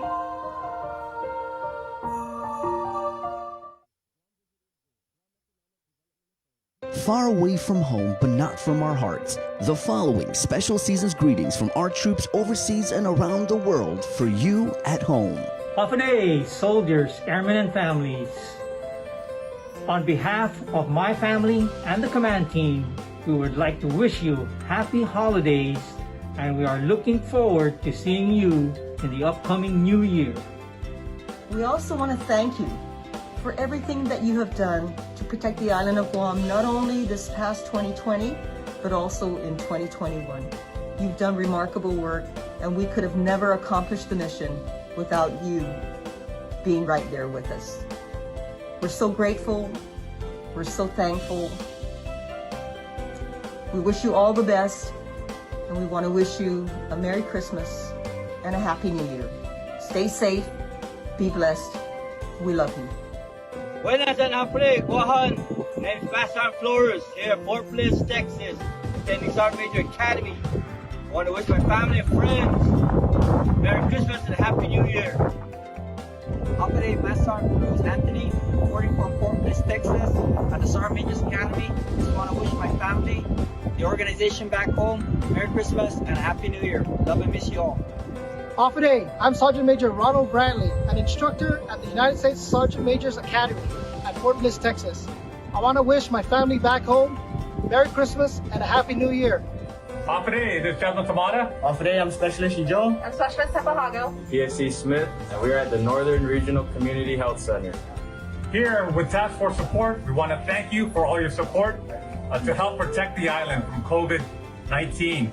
We thank you for being vaccinated, and also we thank you for being tested as well. We just want to say Merry Christmas and Happy New Year. These special season's greetings from our troops are brought to you locally by the station bringing families together, KUAM Communications and Coast 360 Federal Credit Union. Together, we thrive. I mean, the last 2 years, reflecting on it, it's like, oh. I started wearing these bifocals like this year, so like literally I am like reflecting and yeah, you are looking back. They're nice though, man. They're nice. Thank you. Typing has been like really challenging. You look good today, Jay. Well, thank you. I appreciate that. Right on. You man. know who always looks good? Senator Chris Duenas has the best island shirts. Oh, I wow. want to say not Yeah, just wearing... in the public sector, but he's got like those fresh island shirts that he always wears. And look who's in the Zoom room, perhaps. Yeah. Actually, Senator Chris Duenas rocking another one. If I was him, I wouldn't have got out of bed this morning because he tried to get that bill overridden, and the override didn't succeed. Right, Senator? Where you at? Hi, Jason. Hi, Chris. Hi, Senator. Afternoon to the people of Guam here on the link. Jason, this is every shirt that I wear that looks good. It's because my wife bought it. There you go. Good man. Good man. Good man. Give credit to the boss. Yep. The bad shirts, those are the ones I bought. Well, we haven't seen a bad shirt yet, Senator, so you're doing okay. That's a nice color. It's a nice color. Thank you. Yeah, no, I tell you what. You okay though, Senator? You all right? Yeah, I woke up this morning knowing that every override attempt, and since Bill 11 was introduced to ensure, transparency, check and balance, accountability when it comes to declaration of public health emergency, just simply is the right thing to do. And, if I can't get an additional 2 colleagues to come along, I think it's important to continue to remind the people of Guam, that some of us are really, really trying to do our job. And that's one of our key roles. And another thing on this particular one, Chris, first of all, it's almost 2 years. And there has been a lot of emails, a lot of phone calls, a lot of rallies that have been put together by individuals just wanting to have their voice heard. Whether or not the public health emergency continues, what the executive order looks like, after a public hearing at the legislature, is something that really, this is what this is about. I think those who have opposed this bill and modifying the public health emergency law really have missed the mark in terms of what the intention is, and have tried to put it out there that this is something that, the legislature is going to shut down the emergency. That is not at all what it's about. It's about the legislature being involved and the people of Guam having an opportunity to come and express their views, so that maybe what the executive order looks like as it comes forward is more reflective of reality than just one unipower, one governor by the stroke of a pen saying, this is it. This is what we're going to do going forward. What's interesting, Chris and Jason, the administration kind of co-opted the condition of readiness for, inclement weather, storms, and put a P in front of it and called it PCOR. And you would have thought that by that design, especially almost going on 2 years, it would mirror, what we've come to know over the years in terms of what condition of readiness means. One is absolute imminent threat, right? 24 hours, hunker down, don't move, nothing moves. 2 is 72 hours onset, the like. 3 is, somewhere out there in the 5-day range where, we're getting into where we might have a tropical storm. 4, we're always in 4, right? So we've been in PCOR 3 for forever. We've come to appreciate that term. Are we in PCOR 3, Senator? I want to be accurate here. We are in PCOR 3? Yes, yeah. So we are in PCOR 3. And the thing is that ever since we've been in PCOR 3 and since the last surge, which I completely understand, public health and everybody else coming forward and standing up, whatever, needs to be done to make sure that we control the spread and make sure that we have proper hospitalization, everything else, that the capacity to care for our people. I completely understand that. And that's what the emergency powers really are all about. I mean, it's to be able to move quickly and mobilize, right? But the reason why I'm bringing that up is because it looked as though that mirror of condition of readiness was something that was going to allow for all these different stages to kind of be almost seamless, right? But that's not what's happening. And if you look in this beautiful Christmas season, if you go just about anywhere, I don't think the average person would believe that we are acting as though we're in a state of public health emergency. Yeah. My good colleague Frank Blas Jr., read the definition of emergency on the floor in support of this bill, and nothing that we're currently doing mirrors that. Yeah, but Senator, we're in an emergency, but it's not an emergency. You know what I mean? Right. No, I mean, we're in an emergency, but it's just not an emergency. I want to read this triggers to informed decision to move from PCOR 3 to PCOR 4. You remember this one? This is the Chalan Parahinemlo. They came out with their whole PCORs, and they set these parameters for us to kind of gauge where we are in this pandemic. And so this is what the administration themselves defined as the characteristics that will move us from PCOR 3, which we're on the same page. We're in PCOR 3 right now, guys, to PCOR 4. Immunity. Ability to confer adequate immunity on Guam, either by mass administration of an FDA-authorized SARS-CoV-2 vaccine, if ever developed, or by the confirmation that enough herd immunity has developed via natural disease and recovery to prevent another outbreak. We are now, I believe, and I don't want to misquote, I don't know if Public Health continues to join you on your program. It was amazing throughout the time that the emergency was really at its peak, particularly at the surges. But I believe, if not, we are darn close to 90% fully vaccinated of those eligible and have moved on to children aged 5 to 15. And then of course those more in the 17, 18 kind of considered the adult range. Chris, we have almost 20,000, and nobody's been talking about this. We have almost 20,000 individuals who have natural immunity, which means they have been infected. I am one of them, have been infected by COVID. And now even nationally and on most of the different talk shows, circuits or national media circuits where doctors are coming out and there's a real strong movement and a discussion of natural immunity. If you put natural immunity with our rate of fully vaccinated individuals, I mean, there's a handful. There's probably a few thousand people left who haven't gotten, who are not fully vaccinated. And there might be a myriad of reasons for that. They may have been told by their doctor not to do it. I'm sure there's a segment of our population that just hasn't gotten the news yet. I don't know who that is, but I think we've all been saying the same thing for almost 2 years. If you have comorbidities, if you are, above the age of 60, if you have, if you're just generally, not keeping up with your health, please go get this vaccination, because you are the one who is going to be the most susceptible to hospitalization, serious illness, and possibly death.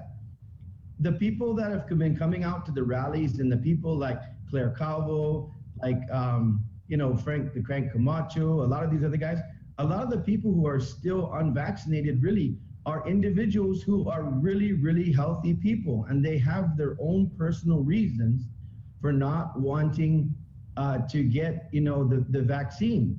The others, I believe, like myself, who are going to continue to rely on our natural immunity should have that right to do so. But just by that very calculation that you put out there, Chris, I would challenge any, I'm not trying to be a doctor, or I'm not CDC here. I don't attempt to do that.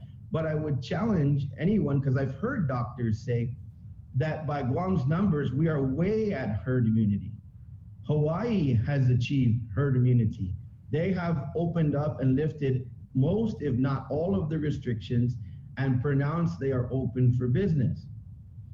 So, Chris, by what you just read, I have a hard time believing that we're not there.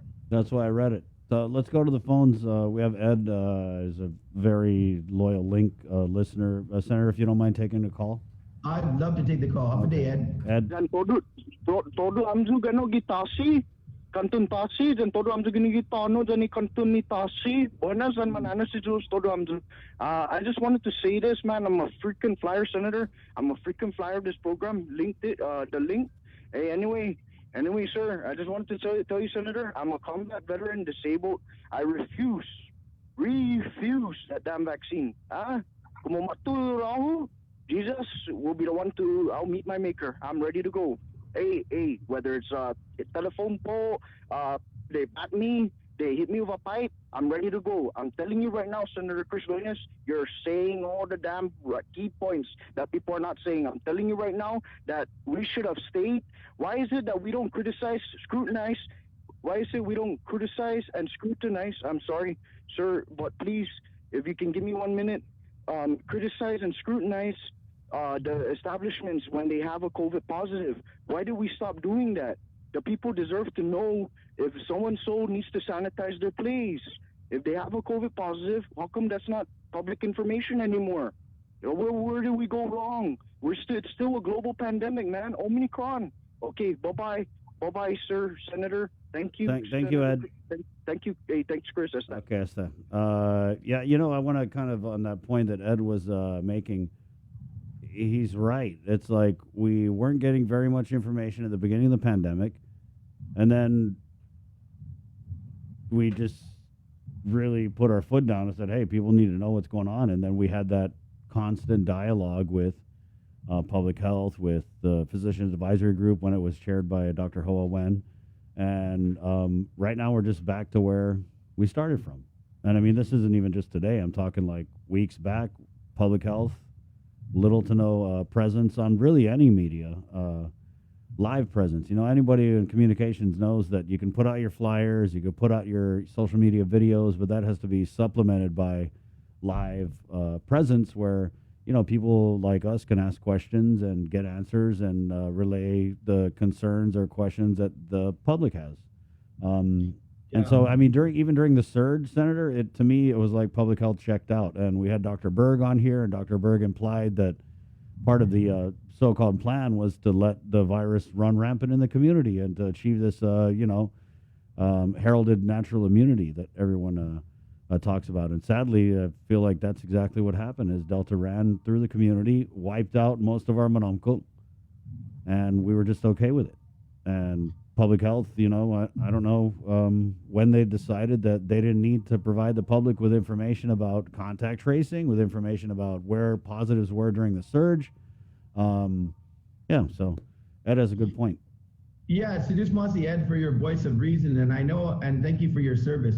On my chat group and people that I work with, I have a lot of folks that are retired military. They're super fit. They take care of themselves. They've been, getting on me. They've been telling me, look, why aren't we talking about health, and wellness, and how much that, shields us from the disease, and prepares us to be able to stave it off. I still can't believe that on the JIC release, we're not getting updated numbers on how many individuals have gone and taken the monoclonal treatment. Treatment now in the States, particularly in Florida, that's having great success in basically getting rid of COVID. Really, they moved really quickly to make sure that they had different locations whereby individuals who become symptomatic and test positive, that once they start feeling ill, go immediately and get treatment on the monoclonal. Everybody I know, Chris, I know 5 people that are very close to me that got COVID, and 3 of them were vaccinated. And the minute that they started to feel any type of body aches, headaches, and all that, they went and got the monoclonal treatment, and they in 48 hours they are 100%. So my thing is, we haven't shifted, Chris. We got PCORs, but we haven't shifted to discussion on all the other topics on how to now maintain every time these surges wane. We got this CAR score that nobody understands, and it gets trotted out as the number, and also that kind of replaced the reasoning that you just read in the CAR score, or in the PCOR, was moved to CAR score. No, nobody can explain CAR score. Even physicians can't. Senator, Jason Solis's math game, I mean, it's up there. I'm talking like MIT level math. This guy can't even figure out the CAR score. I know Jason. No, I'm is a totally smart serious. guy, I mean, I know Dr. Cabrera invented the CAR score, and he went to Harvard, right? He had something to do with Harvard. Yale. I'm so sorry. Big faux pas there.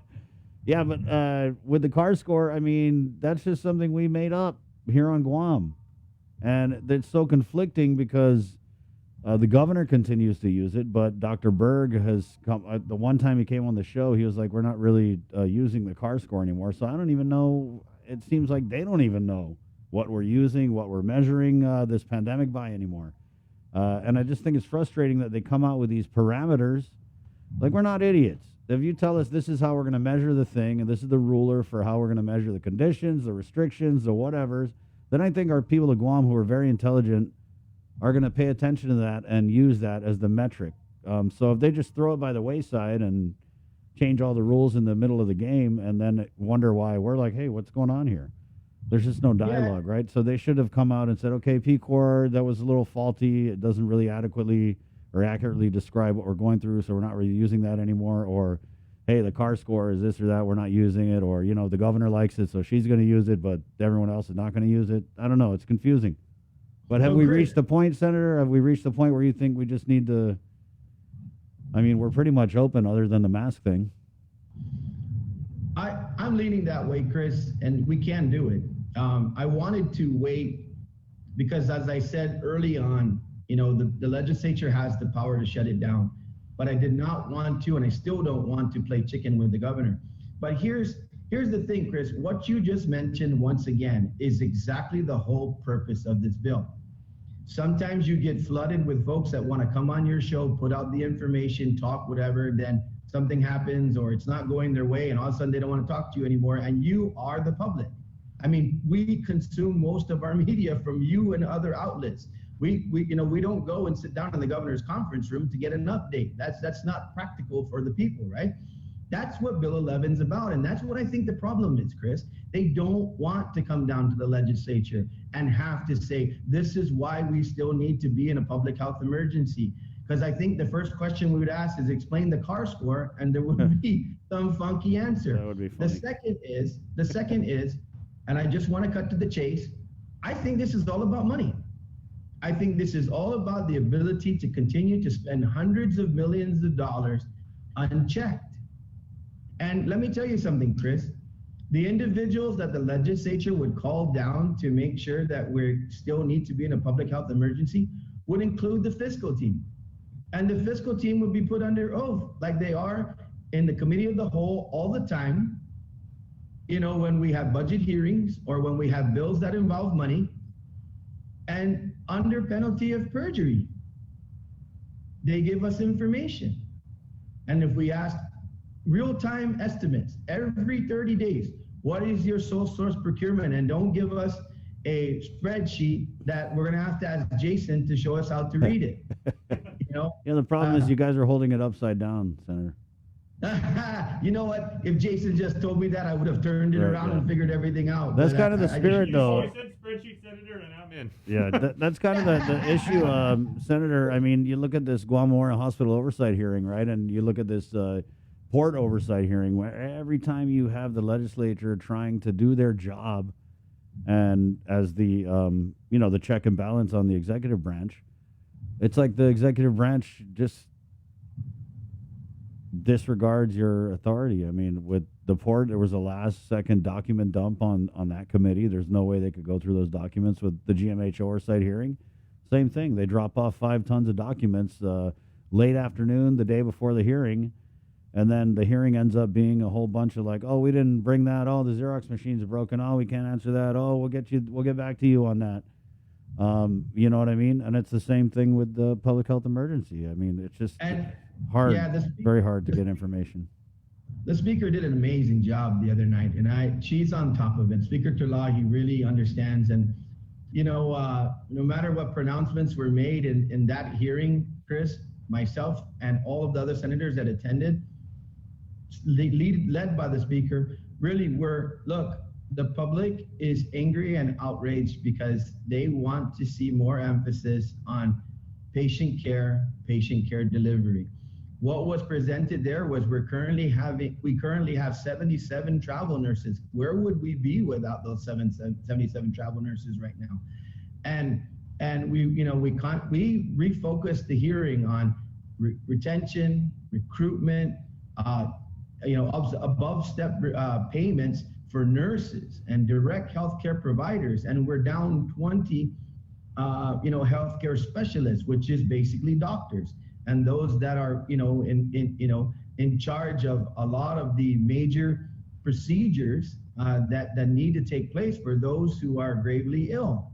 So the speaker did the right thing to shift that from a PowerPoint presentation that would say this is why everything is okay to no, we asked these direct questions, and now she's following up because there was a lot of lack of documentation in terms of the paper trail. One of my key questions there, Chris, and you're exactly right in terms of wanting to get information, was if in 2008, like Sarah Thomas Nettydog, one of the board members said, if in 2008 that full authority was shifted to just the CEO on above step recruitment, my question was, did it change any of the statutory requirements to justify that above step recruitment? And the answer was no. So now the follow-up, Chris, is to make sure that all of the documentation, even though it's now a sole authority, and I'll report it back to the board in the next meeting, all the documentation of why, justification, everything else is intact and something that we can view not only as senators, but that can be viewed on the website. That's transparency, that's accountability, and make sure that it mirrors with the aggressiveness in ensuring that we're doing that for those who actually are at our bedside trying to save our lives. Thank you, Senator. So exactly, Chris, it's just, we want information, and we want information because the people of Guam put us there to do that. That is our job, Chris, and that's all we're trying to do. That's why I said Bill 11, it's not a Governor Lou bill, it's a governor bill. There's gonna be another governor coming down the line, whether it's this next term or beyond that. There's gonna be a whole nother legislature for years and years to come. This is about the rules and doing what's right, not about people or personalities. Thank you. Thank you. Thank you for continuing to do your job, because then that's why people like Ed and others, your show's red hot and people watch because they come here to get information. Of course, be entertained. You guys are funny. And then if we have a math problem, we go to Jason. Yeah, that's what Jason's here for. Well, thank you, Senator, for your time. Appreciate it. And yeah, I feel you. I feel you on it. No one ever invites me to like any parties or any like fiestas and everything. Like, oh, but we got a math problem. Hey, Jace. Yep, the human calculator. Yeah, where's Jason? Hey, all right, guys, Senator. Thanks a lot for the opportunity, but Right. I'm going to keep up the fight. We'll see where we go next. The resolution is already prepared in terms of being able to shut it down. But like I said, I think the people of Guam expect more. One thing I've learned, if I've learned anything else in the last 20 years, when you're doing battle, when you've got a problem between the administration and the legislature, make sure you're discussing what's in the best interest of the people, not a political fight, right? And that's what I'm worried about with that, Chris and Jason. I'm worried about that turns into, okay, I'll see you 1 and raise you 100, right? I'm trying math, Jason. And the thing is if we shut it down, 2 minutes later, there's a new executive order. And then what do the people feel like, right? They feel like, wow, we're stuck in the middle of this family fight, right? And that's not what it should be. And that's why that should be a last resort, but it certainly is a resort. Thank you. Thanks, Chris. Thanks, Right on. Jason. Happy holidays, Senator. I like being caught in a family fight. I like it. 7:57, Thursday, December 16th. That's the Minority Report with Minority Leader Senator Chris Duenas, who had his override of his Bill 11 fail yesterday at the legislature. I think it got 8 votes, but override requires 10. And that was a bill that would basically, the governor, if she wanted to extend the public health emergency, would have to seek some type of legislative approval, I think. She'd have to go down there and say, hey, this is why I want to extend the thing. I don't know what you guys think about that. I mean, I can see that, the governor needs to move with the authority that the Organic Act gives her, but I also feel like the last couple of years, the concentration of power that has been, I just feel like the governor's office has just had a little too much power during this pandemic. And any way to kind of check that, I'm in support of it. The more voices, the merrier. It's 7:58, a quick break, and then we're coming back on KUAM TV. Right, there's a beautiful rainbow out here in Harmon, guys. I don't know if you saw that. Also, we're doing our Calva's Insurance Count on Us for Life giveaway coming up here. All you got to do is tell us who you count on in your life and why, and you'll win some awesome prizes that we're going to tell you about. Coming up right here on The Link, it's Thursday, December 16th. Good morning. Say hello to the First Hawaiian Bank mobile app. Got a question about your finances? You've come to the right place. Bring all your accounts together, even those that aren't with us, and see the big picture, right down to the smallest detail.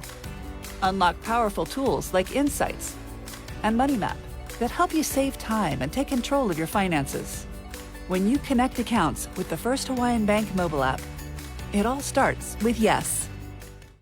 Do you feel like you're missing out on something? Make life more rewarding with Pacific Points. Earn and redeem points for bill rebates and free load at IT&E, discounts on fuel at Shell, vouchers at Foodies, and United Mileage Plus miles. You can even pay with Pacific Points at IT&E, Shell, and Foodies. Pacific Points. Do more, get more. GU Self-Storage, conveniently located near the Harmon McDonald's. We offer affordable rates, online payments, and auto bill pay for your convenience. Plus gate access daily from 6 a.m. to 9 p.m. Call us today at 648-7867 for more information.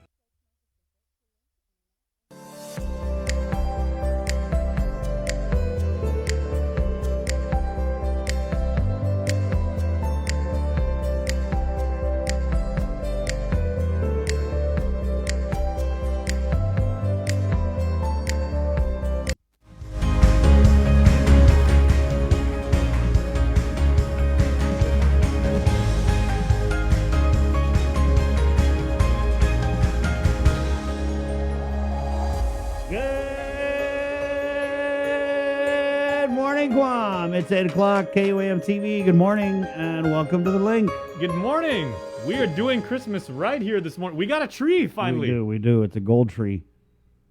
Yep, had to go out hiking the jungle yesterday to get that for you guys, deep in the heart of the jungles of the South. Where in the South can you find a gold tree? I don't want to tell, it's a secret. I want to say if you go into the jungle and you see anything that's got like a gold or yellow shimmer to it, you might want to be careful about picking it. Yeah, exactly. there may have been a dog that This looked is at the this ancient Chamorro gold tree. This is what the ancient Chamorros used to make their 7-day bracelets out of. It's 8:01. We're brought to you by Pacific Points, Cabo Enterprises, IT&E, and Jack in the Box. It's a Thursday morning coming up. We have Dr. Hoa Nguyen on the Omicron variant. Also, Jay, tell us a little bit about Lauren. She's coming on with the Boonie Flight Yeah, thing. so Lauren Cabrera, she is one of many people that do the very, very popular Boonie Flight project, which, as you know, finds loving, they call them forever homes. Have you seen that? People always say that now, like forever homes. Forever, yeah. Yeah, for dogs and cats. So this matches Guam Boonie dogs, and there are 60,000 of these dogs roaming all over the island streets, and it finds homes for them, for people in the States that want to find them loving homes. And they've got new calendars, and these calendars are beautiful. So Lauren's going to tell you how you can get yours just in time for Christmas. And they're gorgeous, and they're 2022 calendars in a variety of sizes. So we're going to check in with my buddy Lauren and see what's going on with that. And also, she's got an update on how many dogs have now been sent and how much of the country has been covered right now. It's fantastic progress that they've made. A lot of volunteers. They've got some really, really cool social media videos, and this stuff is going to tug at your heartstrings. Wow. I'm ready for it, Jay. Thanks for the heads up, man. Anytime my heartstrings are getting tugged on, I want to prep for it. Yeah. So 802. Also, Joni... You've got like a whole, like... There's a rope. Yeah. Big ropes. You know those ropes you do that thing with? Yeah, that's how big my heartstrings are. It's 802. Also from the Academy of Our Lady of Guam, we're getting Miss Joni here as they're doing this Follow the Star. It's an online reflection, guys, for Advent. Of course, the time of Advent is here. Christmas, don't forget, who's the reason for the season? Yep. Not Santa Claus. It's 803. Let's go ahead and get into our 8 o'clock newscast. You ready? Yep. Brought to you by Pacific Points with the very latest for the on-leave Sabrina Salas-Matanani. Jason Salas from the KUAM News team. Good morning, Jason. All right, good morning, everybody. And certainly not to pass the buck, but heading back to the newsroom is Tyler Matanani, who has your link update for this morning. This news update is brought to you by Pacific Points. Do more, get more. It's done half a day, everyone. I'm Tyler Matanani with your headlines here on The Link. An hours-long oversight hearing for the Guam Memorial Hospital as senators seeking answers ended up with more questions trying to get to the bottom of above-step hiring at GMH. Here's the story. Documents turned in just before an oversight hearing. The Guam Memorial Hospital had a lot of explaining to do as senators questioned their hiring practices, questioning what could be missteps in their above-step hiring. Above-step recruitment, where government agencies hire applicants at a higher step or pay grade because of experience, qualifications, or because a position is hard to fill. But is GMH abusing this process? Healthcare Committee Chair Speaker Therese Terlahi pointing out how GMH may be stretching the definition of recruitment difficulty. I want to see those petitions to see the justification of how these were difficult to find, right? And I did see at least one where there was more than one applicant. There were 4 qualified applicants, and yet it's still recruited above step, as if it's not difficult to find. There's 4 qualified applicants. And then there's the issue and process GMH used to hire their marketing and communications director. The applicant asking for a $160,000 annual salary, but instead GMH hired her above step at step 7, earning $75,000 a year, not including benefits. And again, according to docs, GMH didn't have to go far to recruit because the hiring was done in-house, since the applicant was already working at GMH, having been hired at the hospital above step as a management analyst 4. We needed someone to do more than just a PIO, so we used the management analyst position, and we upgraded it to then include a lot of the communications and media releases and media responses. We selected the best candidate, the best talented individual with the exceptional qualifications, again at an above step. So does that, are we wrong for doing that? I don't think so. The speaker responding, something didn't seem right. It just seems peculiar to me that we have the ending of a PIO and then we open a totally new position, higher salary, and then we recruit above step there to, I don't know. It's I can see why the media and some of the public have really questioned this. And unfortunately, yeah, I still want to look at the documents myself because I haven't received all of them. Senators weren't the only ones in the dark, as GMH board member Sarah Thomas Nettie Dog told the Health Committee the board doesn't know about hiring until after the fact. Nettie Dog saying the board will likely revisit the 2008 policy that gives the GMH CEO the authority to recruit and hire above step. She does report to us when these vacancies are filled. I would personally like to revisit the 2008 board action that was taken and revisit that and see how we can update it. As for the oversight chair, the speaker also plans to look further into the hiring at GMH once she gets the information and documents she had requested but did not get. We do have the documents, Madam Speaker. Unfortunately, our Xerox machine broke down. And so we ran out of time trying to get that Xerox machine working. For Guam's News Network, Chris Barnett reports. A bill to appropriate $25 million, or the second half of the governor's local employers assistance program, was passed by senators. It was one of the series of measures that will be headed to Adelup for signature. Nestor Lecanto has a recap. The local pandemic recovery bill, dubbed LEAP, got the nod of 12 of the 13 senators present. Only Speaker Therese Terlahi voted no, issuing a statement saying while she supports the program, she believes the entire $50 million should come out of American Rescue Plan funds and not the local general fund. Others raised similar concerns, but voted for the measure anyway. Senator Tello Taitigui made mention of the spending in her closing remarks. For me, this most recent legislative session has unfortunately served as a precursor of what politicians know full well is scheduled for the next year.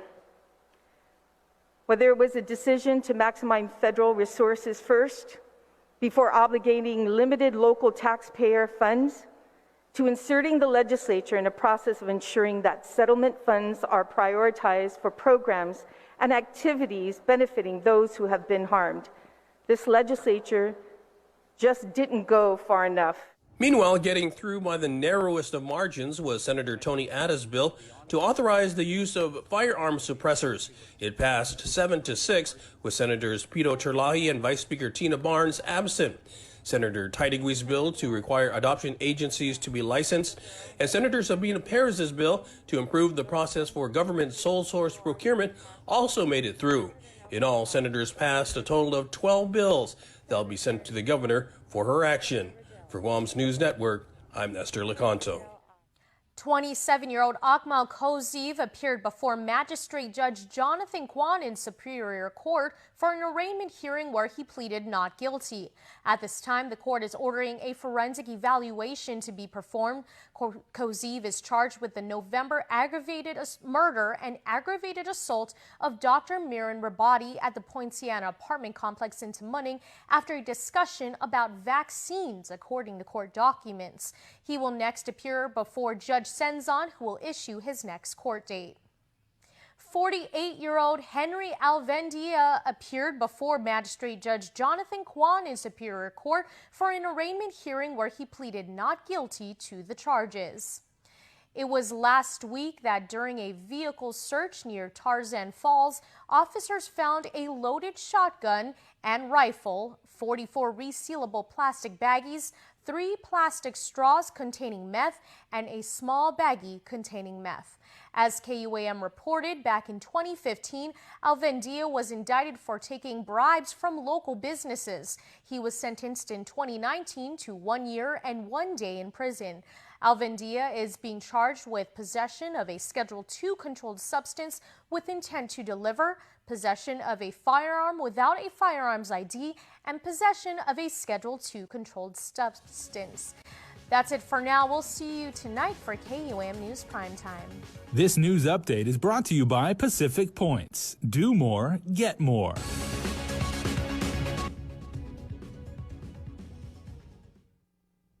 All right, getting us up to speed on everything that is going on in the CNMI, and these days there has been quite a lot of storylines, but our regional correspondent Tomas Manglonia has got everything covered, and he joins us now in the KUAM News Zoom room. Good morning and half a day, Tomas. Good morning, Chris, Jason, Joser. Yes, some news last night that the Philippines red-listed travelers from the NMI. The Northern Mariana Islands is now on the red list of the Philippines Interagency Task Force, meaning that it's a location that's high risk of being infected with COVID-19 if you travel there. The inbound travelers from the NMI, along with 7 other countries, are prohibited from entering the Philippines from December 16 to December 31st. The report by the task force notes that only Filipinos returning to the country via government-initiated repatriation, non-government initiated repatriation, and other circumstances are allowed entry into the Philippines, of course, with the qualifications of entering from red list countries, meaning that you have to have a negative test taken within 72 hours and undergo also home quarantine for about 14 days, and the test also on that 14th day. And in more COVID news related to the Northern Mariana Islands, the Commonwealth Healthcare Corporation last night reporting 99 new cases confirmed positive for COVID-19 from December 14. Now the CNMI's total case count is now at 2,117 cases since March of last year. As of December 14, 995 recoveries have been made. And as of December 15, news of 14 hospitalizations as a result of COVID-19, 9 unvaccinated, 5 vaccinated, and the unfortunate news that one of those hospitalizations is currently on a ventilator. And of those 99 cases that were reported last night, 64 were identified via contact tracing and 35 via community testing. The CNMI now, though, is at 92% vaccination rate for 12 years old and older being fully vaccinated. And shifting gears a little bit to some of the news coming out of the executive, legislative, and now judicial branch here, the contempt charges against the CNMI Governor Ralph Torres is now certified by the House Speaker. The House Speaker, Edmund Villagomez, certified the contempt charge against Governor Torres by the House Standing Committee on the Judiciary and Governmental Operations, or JGO, after he failed to appear before them last Friday. The Speaker referred the contempt charge to the Attorney General here, Edward Manabusan, for prosecution Wednesday afternoon.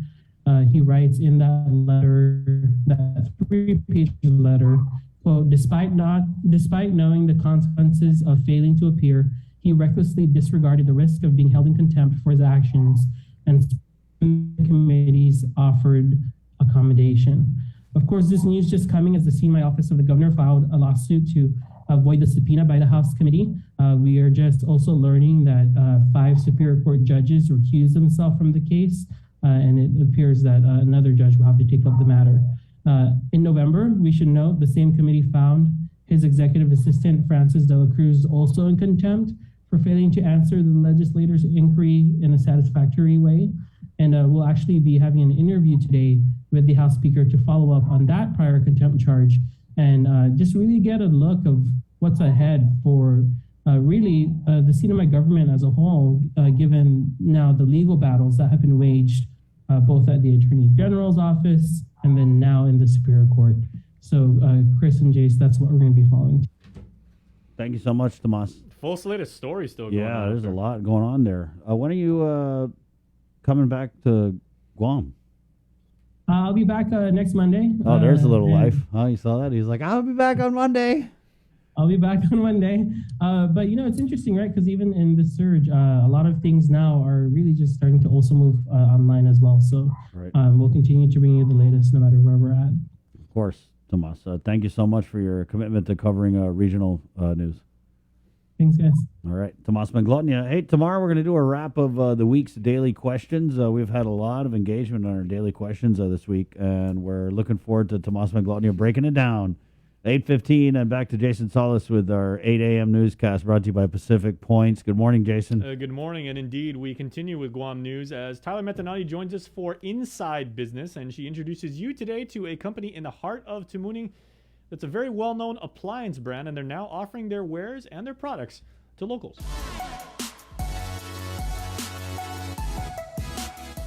Medea is one of the largest producers of major appliances. On this Inside Business, we bring you into one of the newest and coolest businesses on Guam.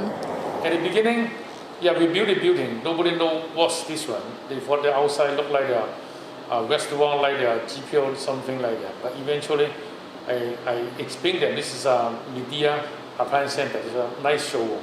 Franco Hoy, president of the business, tells the story of bringing the largest high-tech global manufacturer of appliances to Guam. Medea Group is a Fortune 500 business that is highly known for its air conditioners, but there's so much more to them.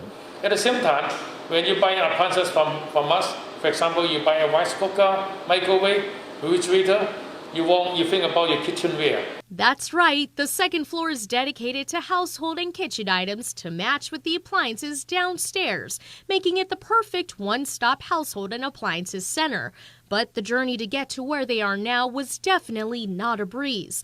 The project started 3 years ago, but they immediately found difficulty and hardships just 2 years into the project when the COVID-19 pandemic swept the world. And then I don't know if the building can finish or not. And we had a lot of hardship 2020. So we stopped for a long time. And eventually, with the help of the local contractor, we made it successful. You can't experience success without going through challenges. And when restrictions began to ease, they got back to work and eventually completed the beautiful glass building we see in Tamuning. Hui says when customers come through their doors, the goal is to deliver everyone the VIP experience. When you're here, you feel, it look like you're home. They currently have 21 employees, but he says they're looking to hire more soon. Because at Medea, it's more than retail. It's the whole package. Because not only retail, we do also the service, we do also the installation, delivery. They're also developing their online store to deliver even more convenience to customers. People can buy and shop and give us a call and then pay by credit card, then we deliver to them. So they don't necessarily to come here, just give us online payment, then we deliver to their home.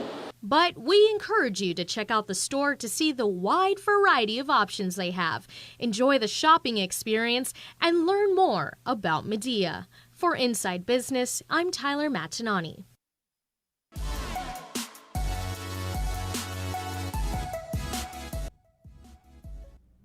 We move now to matters of island education as GDOE addressed the senators yesterday, your elected senators, and spoke about, among other things, how the agency plans to use federal funding.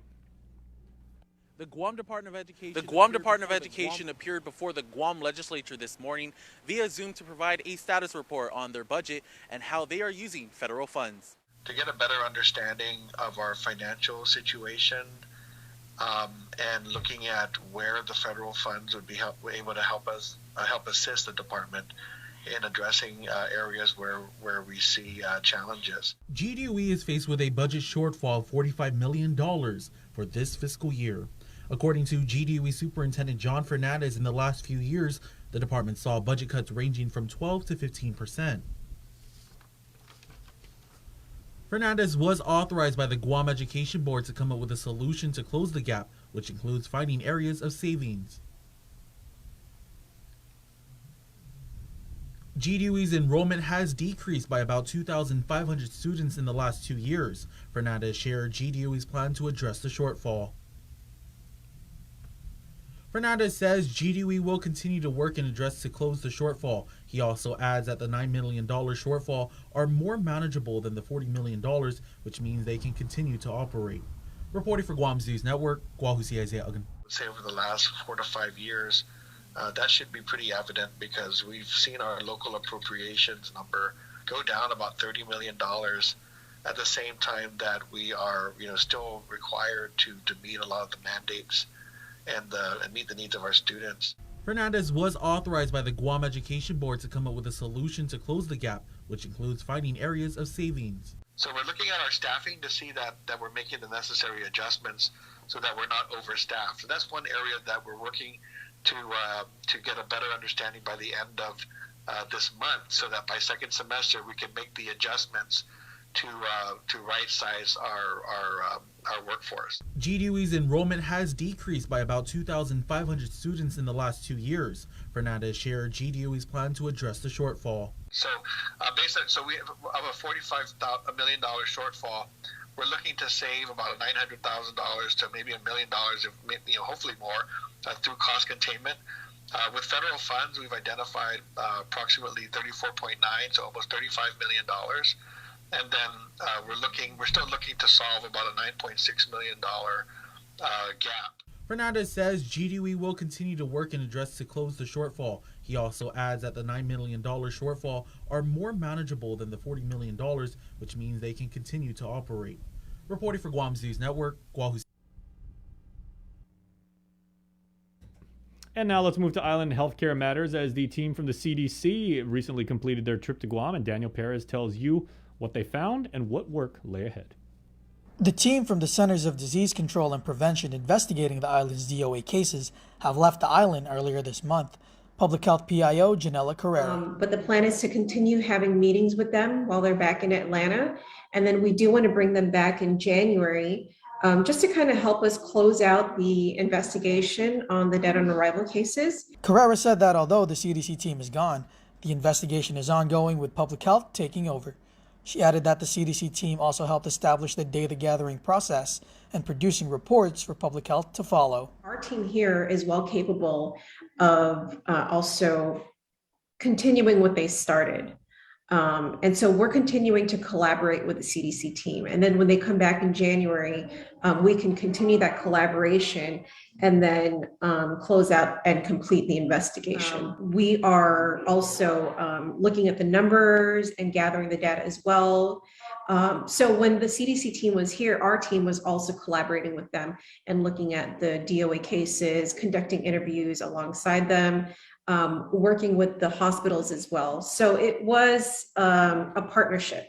And so it wasn't just a CDC team alone that was doing this. You know, we had Dr. Ann Kabutsky, we had our surveillance team, our containment branch also conducting the investigation along with the CDC team. Carrera hopes that if the CDC team does come back, it will be the same members since they are familiar with the island, territory, and culture.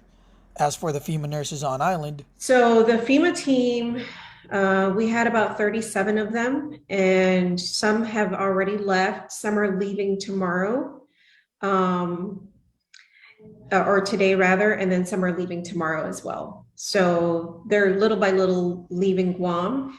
And at this time, that was already their extension. So their contract was ending by mid-December. So they're all preparing to leave Guam. Carrera further added that there is an ongoing process to request for more nurses and support staff from the federal government. There are no results yet from the CDC on the COVID samples Public Health sent over for genome sequencing. Daniel Perez reporting for Guam's News Network. And now with your news in Chamorro, courtesy of our friends at First Hawaiian Bank, here's Uncle King Conception with your Chamorro News Update. Buenas and updates to get soon to be finito sa morning ni KUAM News. Presenta ni Familian Mizo gi First Hawaiian Bank. Dumimalas tali makitsagi maribahay po de gobyerno para extend the public health emergency ani otso ana senador mabota hunggan. A minority leader si Senador Chris Duenas sa kitsagi mo na ma-override veto ni gobyerno no ibiw niya ni Debbie Magahaga na una ma-apreba ni legislatura until you declare no ma-extend the public health emergency. Ilinga si Duenas na adzi mandate binakuna sa mas naman man na reglamento ng administrasyon. I-override sa mabota hunggan ni otsuha na senador. Gi Republican na partida sa si Duenas, si Jim Moylan, Frank Blas Jr., Tony Ada, Joanne Brown, dan si Telo Taidagui. Dos gi Democrat na partida ni bumota hunggan sa si Tilina Nelson dan si Teresa Lahi. Mas asunto, si Agmao Koziev, 27 anos na edad, sa ano gimena ni Magistrates na West Jonathan Kwan, di Superior Court of Guam, para hearing arraignment niya plead with not guilty. Modern sa ni korte na managwahan na si forensic evaluation para si Koziev. Matake si Koziev ginobembe na mes with aggravated murders and aggravated assault kontra si Dr. Marin Ribati gipon siya na apartment ni Tatamuning. Después ang yung magamento idos pod bakuna según yung dokumento ni korte. Pero ano gimenan West Maria Senson ni para dititmina na ayan talo na para makorte. Yoto muna asunto para pag na webes gifinot sa morogin ni KUAM News, si Henry Abendia, 48 anos na edad, sa anagiman ng Magistrates na West Jonathan Kwan, gi Superior Court of Guam para hearing arraignment, niya plead with not guilty ni Matt Sakinya. Gimapan sa samana gifyon Tarzan Falls, ani masoda ni polisiya at mat shotgun ni gay balad san 8 talo na paki, 44 na bagis plastic, 3 na strong plastic, na saganin ni G meth, san 1 na dikiki na bagi ni Guahaloke meth gisan halom. Nuruni por KUAM, tatigi 2015 nasakan, maindait si Alvendia sa poder receive bribe siya gin ni business queen gizagwahan. Masintensya para un anyo zan undia gi preso. Esen ka nanta di ni maatsaki zan masotni sa masuseta ni Schedule 2 na controlled substance nun tensor na sa pro entrega, manggugod takis in lisensya zan masuseta ni na di Schedule 2 na bineno. Para Guam News Network, Guausikin Conception. Yasuto gifinut sa muro sa presenta zan inafato ni Familian Mizo gi First Hawaiian Bank. Say hello to the First Hawaiian Bank mobile app. Want a better look at your spending? With Money Map, you can automatically create budgets and manage where your money is going. Know when you have a green light or when it's time to slow down. Maybe cook more meals at home this week. Set your goals, track your progress, and find your way to exactly where you want to be. With Money Map from the First Hawaiian Bank mobile app. It all starts with yes. Okay, everybody, before we go to break, we do want to have a couple of local items to pass along to you. For those of you who need to get tested or vaccinated, heads up, because the UOG Calvo Fieldhouse in Manilao at the University of Guam, starting today through the 20th, is closed. So there will be no vaccination clinic at the UOG Fieldhouse. That's due to they're getting ready for their fall graduation for the Triton class. And then starting the 21st through the 23rd, remember next week's kind of weird because Christmas Eve is on a Friday and then Christmas, of course, is on Saturday. So December 21st through 23rd, 11 a.m. to 5 p.m. The Calvo Fieldhouse will be available for vaccinations. And then the 27th through the 30th, again, the following week, New Year's Eve is on a Friday. New Year's is on a Saturday, December 27th through the 30th, 11 in the morning until 7 p.m. So if you'd like more information, of course, as always, go to tinyurl.com/VAXGuam. A clinic has also been scheduled for tomorrow and on Saturday at the GCC Multipurpose Auditorium, and that's from 11 in the morning until 5 p.m. Real quickly in sports news, the Simon Sanchez Lady Sharks are going to be facing the Lady Geckos. So my team against Chris's team tonight at Southern High. After the consolation game with the Royals and JFK. So that's going to happen down at Southern High's gym. Congratulations to and good luck to both of the teams there. And also a special happy birthday wish to a member of the Link family and a member of our KUM family, Bree's husband, Frank Matanani. Hey. Turns, should we even say how old he is? But it's his birthday today. I'm not going to get in the middle of that. But Frank, happy birthday, man. We hope you have a great day. And we hope you stay tuned because there is more coming up, including Dr. Hoa Wen of American Medical Center. We're going to be talking about the Omicron variant and what it possibly means for Guam. Stay tuned. The doctor is in next. Do you feel like you're missing out on something? Make life more rewarding with Pacific Points.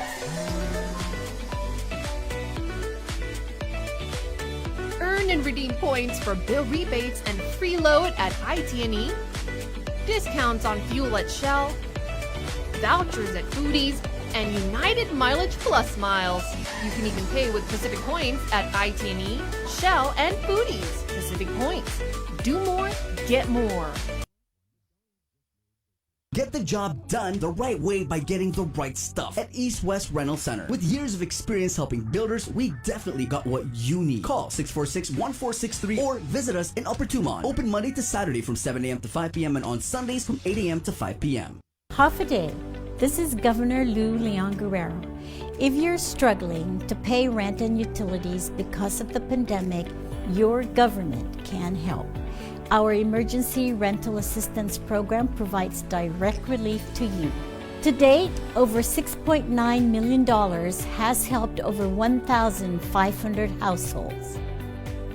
Apply online at eoa.guam.gov or call the Department of Administration's Emergency Rental Assistance Program at 671-638-4518 or 19. Mariana's Irrigation and Landscape Superstore. Stop on by and visit our showroom today. We offer everyday low prices on all major outdoor power equipment like bush cutter, chainsaw, power washer, generators, and more. Need service, repair, maintenance? Well, check out Guam's best superstore only at Mariana's Irrigation and Landscape, located in Barragata along Army Drive between Submarina and Besta Market. Call 735-7446 for more information. Now shipping to surrounding islands. Mariana's Irrigation and Landscape Superstore. The relationship between Guam and Manila, Philippines is undeniable as we share similar cultural traditions, history, and heritage. With generations of Filipinos calling Guam home, KUAM presents a monthly look at the capital city, featuring in-depth and engaging interviews on everything from medical tourism to new business and government leaders. Veteran newscaster Nestor Lecanto delivers Beyond Our Borders. This special program is brought to you by KFC. Get the job done the right way by getting the right stuff at East West Rental Center. With years of experience helping builders, we definitely got what you need. Call 646-1463 or visit us in Upper Tumon. Open Monday to Saturday from 7 a.m. to 5 p.m. and on Sundays from 8 a.m. to 5 p.m. GU Self-Storage, conveniently located near the Harmon McDonald's. We offer affordable rates, online payments, and auto bill pay for your convenience. Plus gate access daily from 6 a.m. to 9 p.m. Call us today at 648-7867 for more information. Uno Mixed. We're mixing it up on the last Thursday of every month with a look at lifestyle, entertainment, food, and so much more on the stations, networks, and digital platforms of KUAM Communications. Uno Mixed is presented to you by Docomo Pacific, Better Together, and Pepsi. That's what I like. Catch SportsLink on the KUAM News Morning Show, The Link, every Friday for the latest sports news, game schedules, athlete profiles, and more. SportsLink airs every Friday across the multi-platforms of KUAM. Tune in to the broadcast on Breeze 93.9 FM, on KUAM TV 11, live stream through the KUAM News Facebook page, or view highlights on YouTube, KUAM News Facebook, and Instagram page. SportsLink is brought to you by Mariana's Irrigation and Landscape.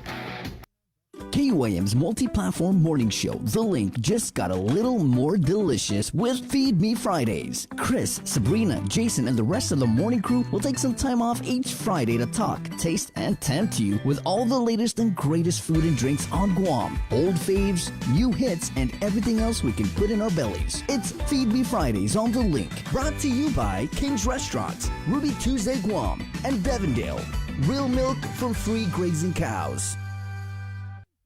The Culture Club returns to KUAM Digital and KUAM News Weekend Edition, highlighting Guam's young artists, activists, and crafters as they work to protect, preserve, and promote our Tomoto culture. Watch this weekly feature on the digital platforms of KUAM News Weekend Edition, brought to you by Hanum, the freshest bottled water made in Guam.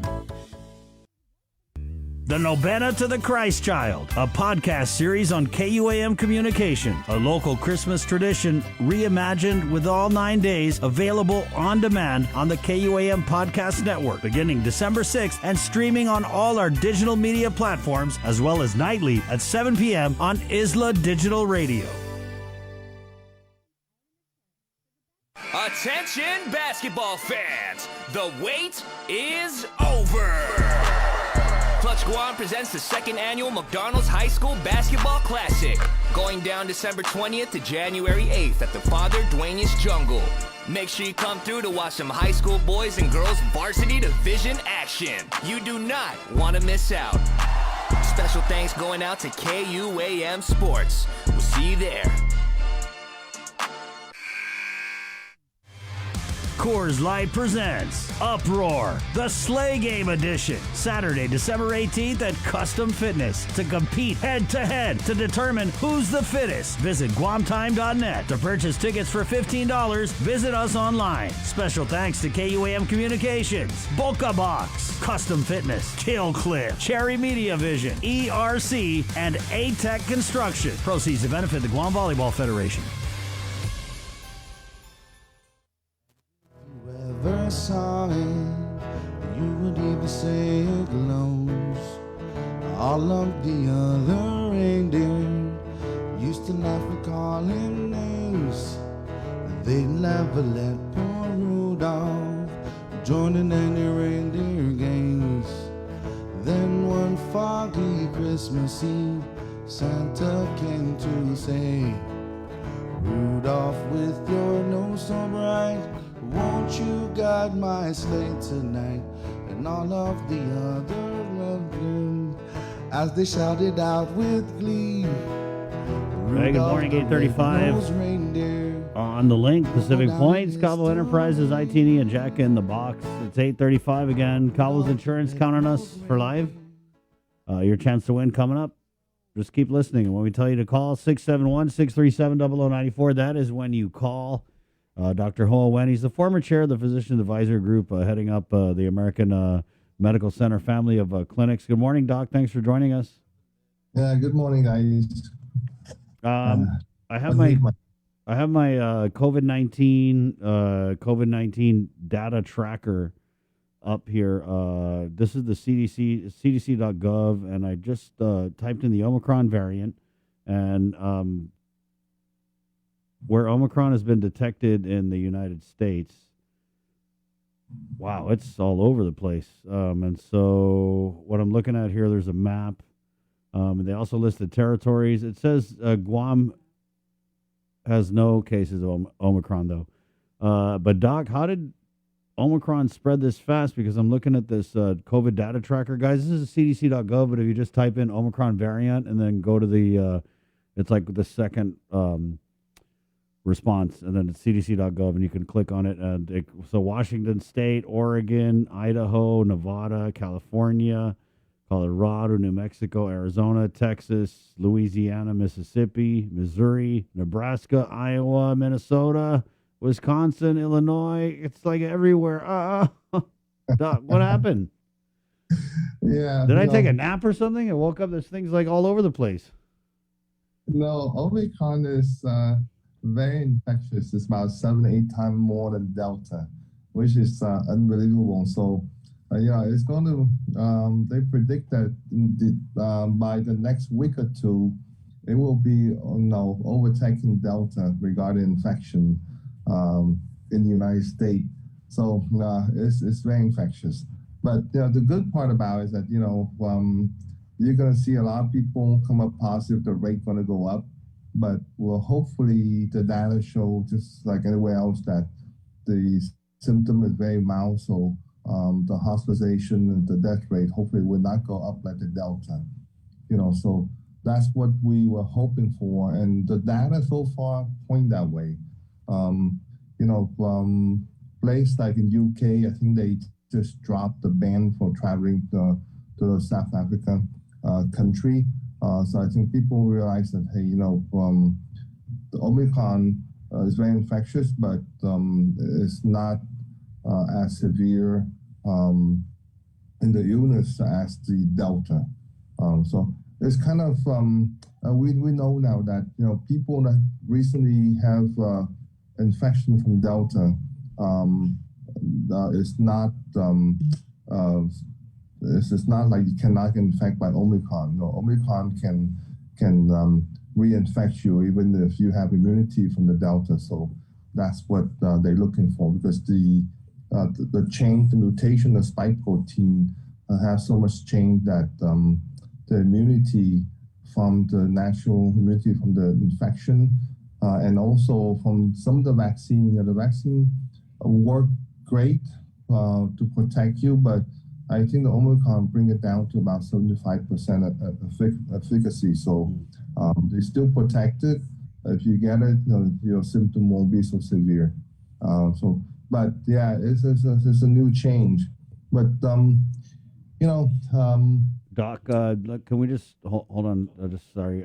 So I interviewed Dr. Bob Leon Guerrero of Public Health, and I asked him. I said, "Hey, Doc, so this is last Thursday." I was like, "So what do you think the Omicron variant's here?" And he said, "Probably already it is." What have you been seeing at the clinic level, Doc? Because I heard that you guys have been kind of slammed with sick visits. Yeah, we still see a lot of sick visits, but they're all test negative except one yesterday. So far in the last few days, all negative. So I think I did some reading last night a little bit because I was questioning if the Binax antigen card will pick up the Omicron, and from the Abbott website, they reassure that hey, the Binax will pick up the Omicron and the Delta. Hopefully, that's what we see, just a viral infection in the community rather than COVID. But yeah, Omicron will be here sooner or later, and we will see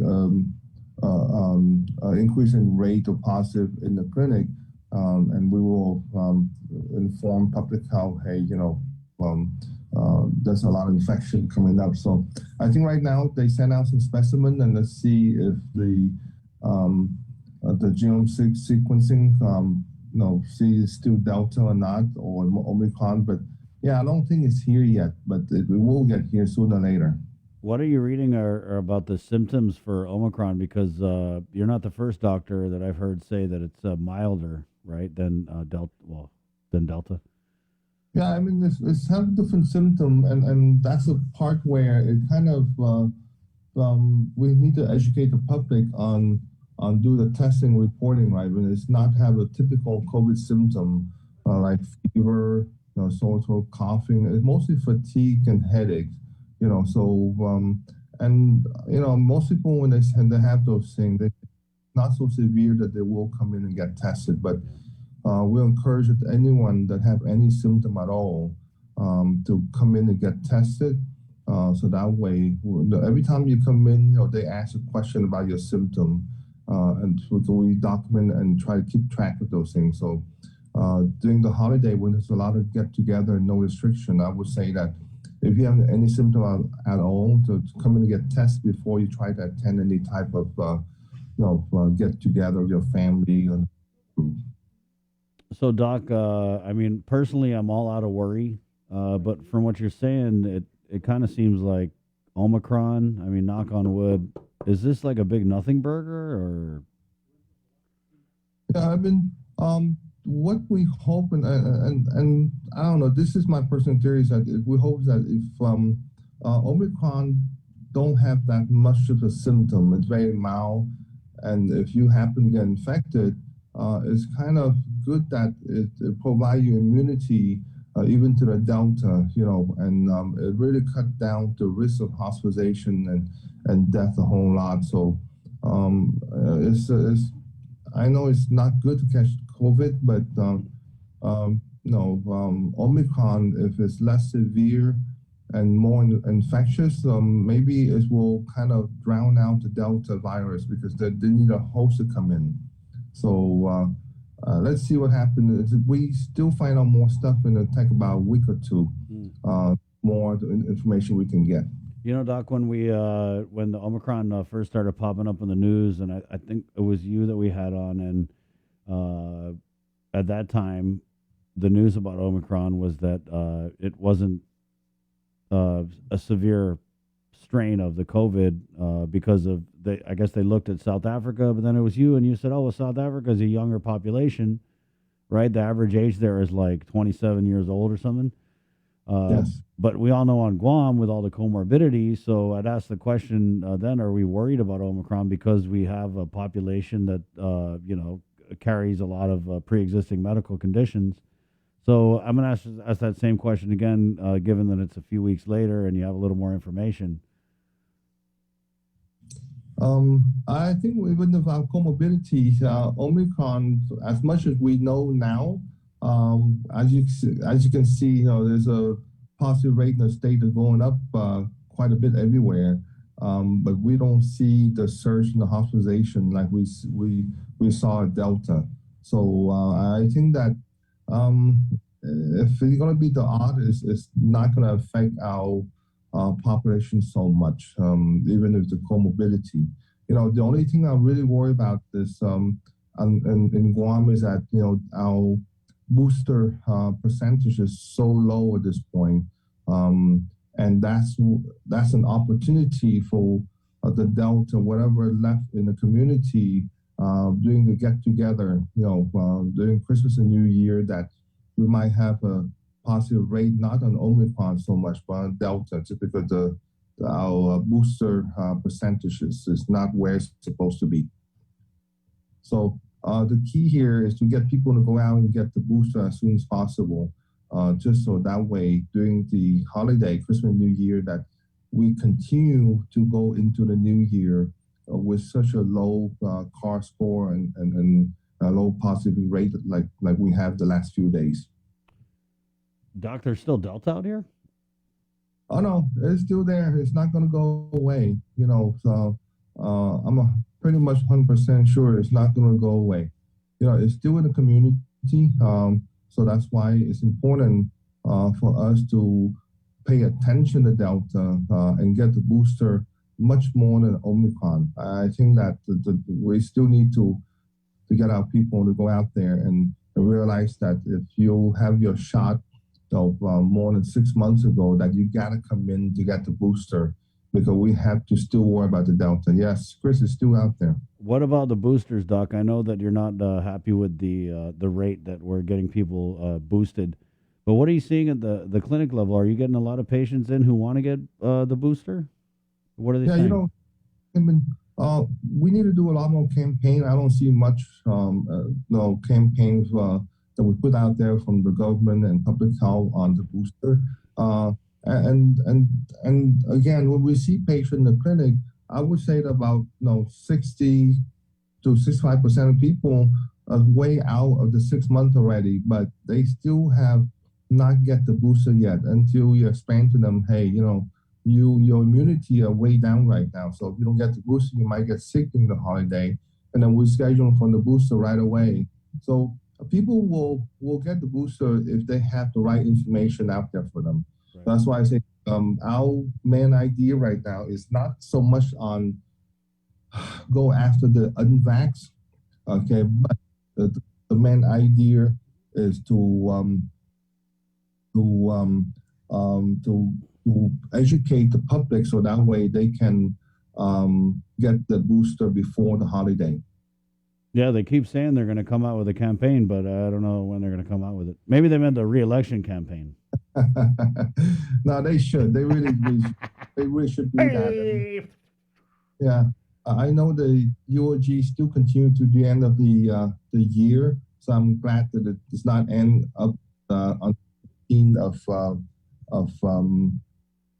of December. But again, people take the opportunity. I know take a few hours off from work and just go out there and get the booster as soon as possible. Just because, again, it's really we need to help the whole public to keep our our island safe during the holiday. I said that again, there's a lot of gathering and there's no restriction of gathering, so we really have to make sure everyone is safe.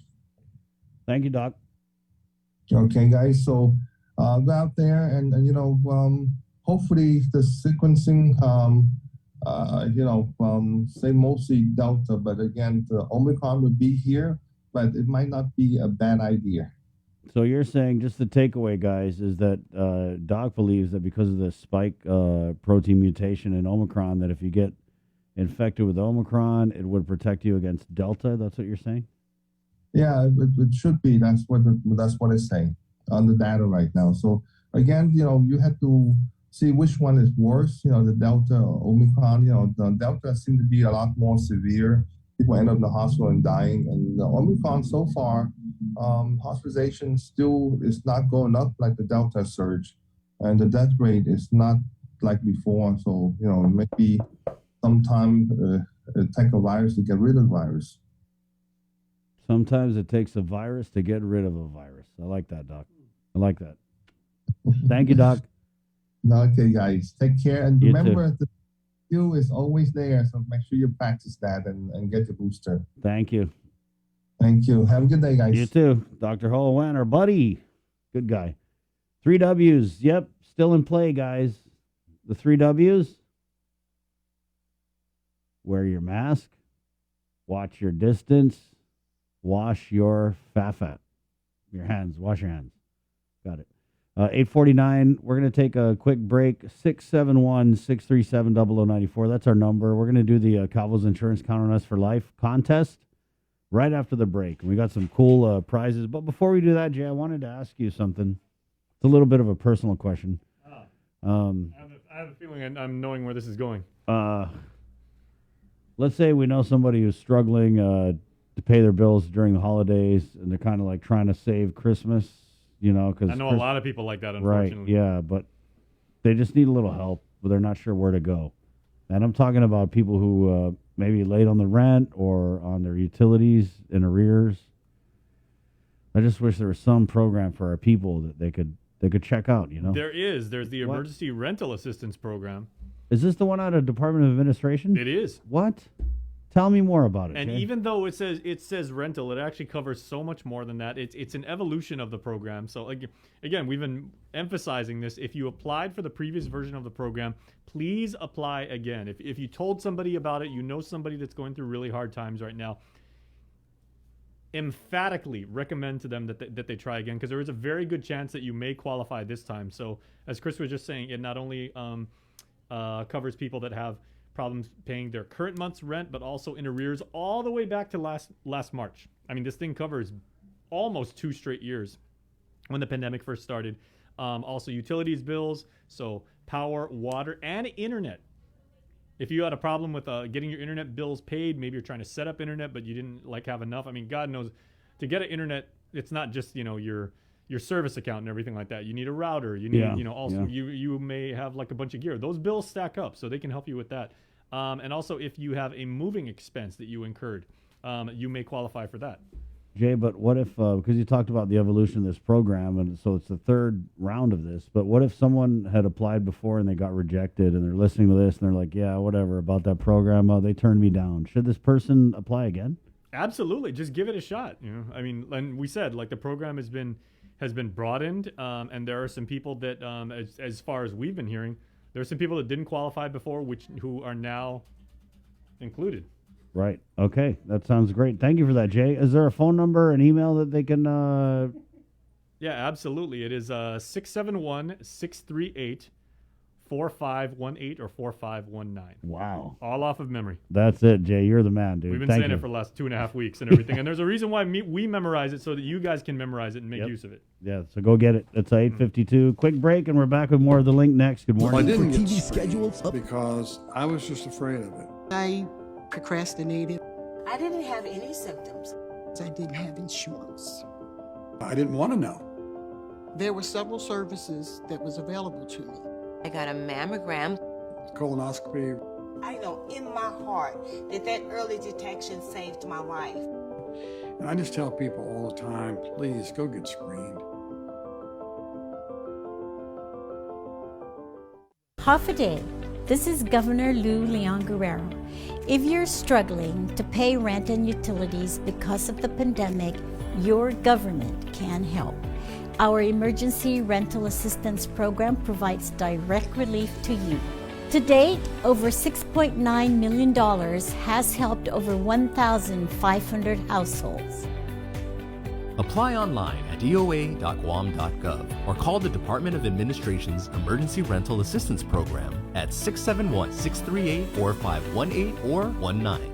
The holidays are here, and you know what that means. Time to gather with family and friends, dress up our homes, and explore the Christmas season in paradise. Why not share these moments for a chance to win $100 in cash? Log on to visitguam.com/Instaguam today to participate in the Guam Visitors Bureau's #Instaguam photo and video contest. A winner will be chosen every week, so share your best holiday moments now and win. Brought to you by GVB, making Guam a better place to live, work, and visit.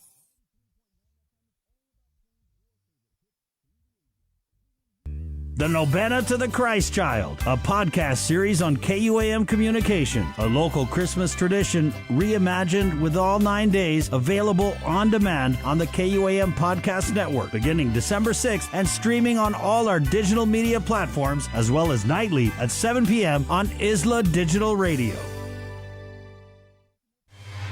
Coors Light presents Uproar, the Sleigh Game Edition, Saturday, December 18th at Custom Fitness to compete head-to-head to determine who's the fittest. Visit guamtime.net. To purchase tickets for $15, visit us online. Special thanks to KUAM Communications, Boca Box, Custom Fitness, Kill Cliff, Cherry Media Vision, ERC, and A-Tech Construction. Proceeds to benefit the Guam Volleyball Federation. Attention basketball fans, the wait is over.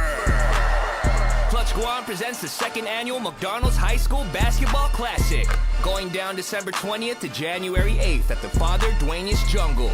Make sure you come through to watch some high school boys and girls varsity division action. You do not want to miss out. Special thanks going out to KUAM Sports. We'll see you there.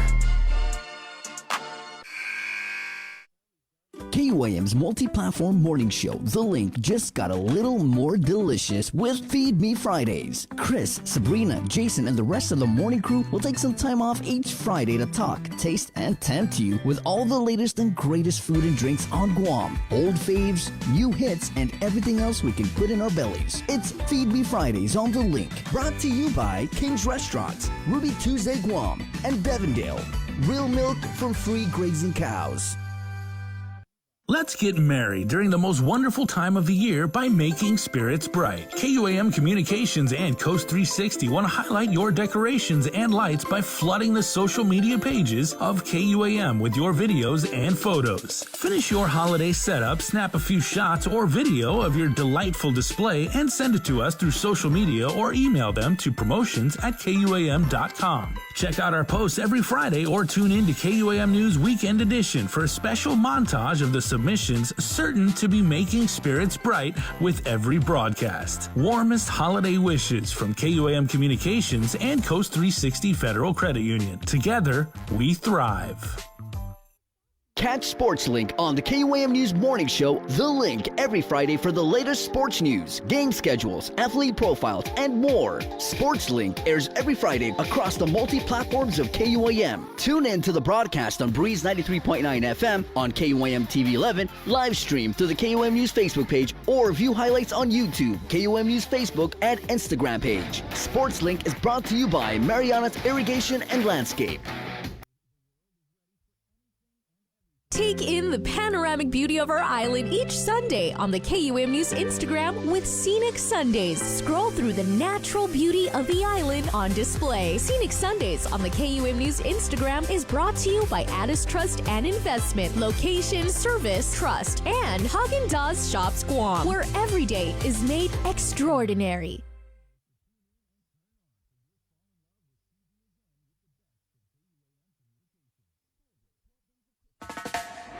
Pacific Matters is a half-hour news, culture, and lifestyle show focused on issues that impact Guam, the Northern Mariana Islands, and the larger Pacific region. Join Tomas Nagonya every Monday to discuss politics, trends, and take a deep dive into the issues changing our island home, because what happens in the Pacific matters.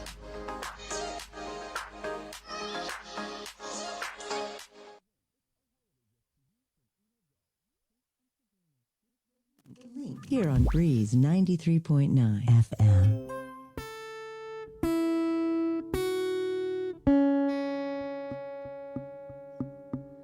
Bells will be ringing. They say Santa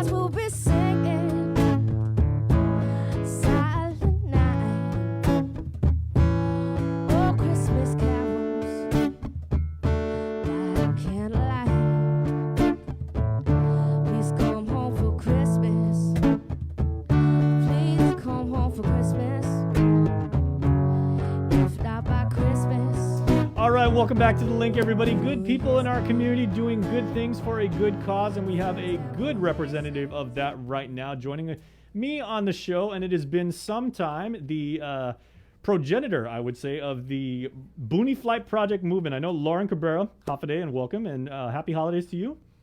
Happy holidays. Thanks for having me. All right, so you're the scope of your program to find, Boonie dogs that are just aimlessly roaming around Guam and now actually find them, happy, loving homes. It's grown in complexity and volume and everything like that. But your team has also grown. So you've got a lot of very, very dedicated volunteers helping you out and getting this job done. Yeah, we have a really huge group of people involved, and we couldn't do it without them. How many volunteers have you guys already? Because I know every time, like when you guys post, you're like, oh, we've got some new photographers working on some stuff. Somebody's making your TikTok channel, by the way, is off the charts. You guys have really cool stuff. Oh, wow. Thanks. We have probably like 5 main coordinators, including myself. And we have one amazing photographer. And then probably like 40 or 50 fosters who take care of the dogs. Wow. Yeah, if you counted up everybody, probably something like that, because we end up having about 40 dogs each flight. Mm-hmm. And we keep them all in people's houses. So yeah, it's probably around 40 fosters. And I know you've had a couple flights in recent history. So what is the aggregate number up to like right now? Like how many of Guam's previous population of 60,000 Boonie dogs now have made their way to the States and are now part of, loving families that they're going to be part of forever? There's now 205 less dogs on Guam, thanks to our project. Nice. Yeah, and they're all over the mainland and Alaska and Hawaii. And there's one in Canada also.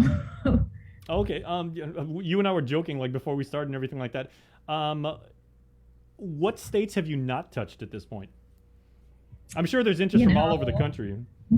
Yeah, we get applications from everywhere. At first, a lot of the applications were people we knew through other people, or, they knew one of our family members or our friends. But now they're just completely random people who've seen us on social media or met one of the dogs at a dog park. And I don't know what states we haven't hit. We're in Alaska, like I said, mm-hmm. Kansas, Indiana, Vermont, California, Florida. All right. We're coming for you, North Dakota. We're going to send dogs that way. Yeah. I don't think we have one there yet. Montana, though, Colorado. Very nice. Yeah, they're like all over the place. Well, we'll get it done. And one of the blessings about having so many people that, have bought into, your honest and genuine mission of finding these dogs home, like as an animal lover, is that's a lot of really creative minds that have come together and found different ways to do this and everything. And so why I was bringing you on today was you guys have these amazing calendars that you're now selling to, to help raise funds, because this kind of work is not easy. We've covered this the last couple times you've been on here. It's not a inexpensive endeavor to take up and everything like that. So these calendars, which are stunning, are really going to help you achieve your mission. So tell me how the idea to make a calendar all came about. One of our coordinators, Kelsey, just said, we're making calendars. And that's how the calendars were born. We have an amazing photographer, Alexa B Photography, who spent countless hours driving all over the island, taking photographs of dogs in various really nice, beautiful locations, and editing the photos and putting them all together. Yeah, it was a lot of work. I wasn't a huge part of making the calendar, but I'm really enjoying looking at them. But as the boss, you had to sign off on it, and obviously you got your stamp of approval. Yeah. The photography is just amazing, because like you said, I mean, it's not just, okay, let's take 12 pictures of dogs and, bind it and throw it all together and everything like that. You guys have taken some of the most iconic places and landscapes of Guam and put these dogs almost in, like Instagram model quality and everything like that, and captured these really touching moments of, of dogs that showing how they can be happy. Exactly. Because, we all see the dogs running around the streets. They don't look so great. So it's kind of a new idea to take a Boonie dog and put it somewhere beautiful and make them look beautiful. I hope it sheds a different light on the dogs in general and gives people a different way of looking at them. But they're really, really beautiful. Like this. It's just amazing. They're really high quality calendars. I'm very impressed with them. Yeah, I was gonna say I'm a little bit biased, but like I was born in April, and that particular month, you guys have a dog standing at the USO channel. Everybody knows what I'm talking about. You go to like the Cabras power plant and everything. There's that little channel that goes all the way out to the ocean, and it is an amazing photo. Yeah, the dogs themselves in each photo, like you can feel their personality. They look like they're smiling in all the pictures somehow.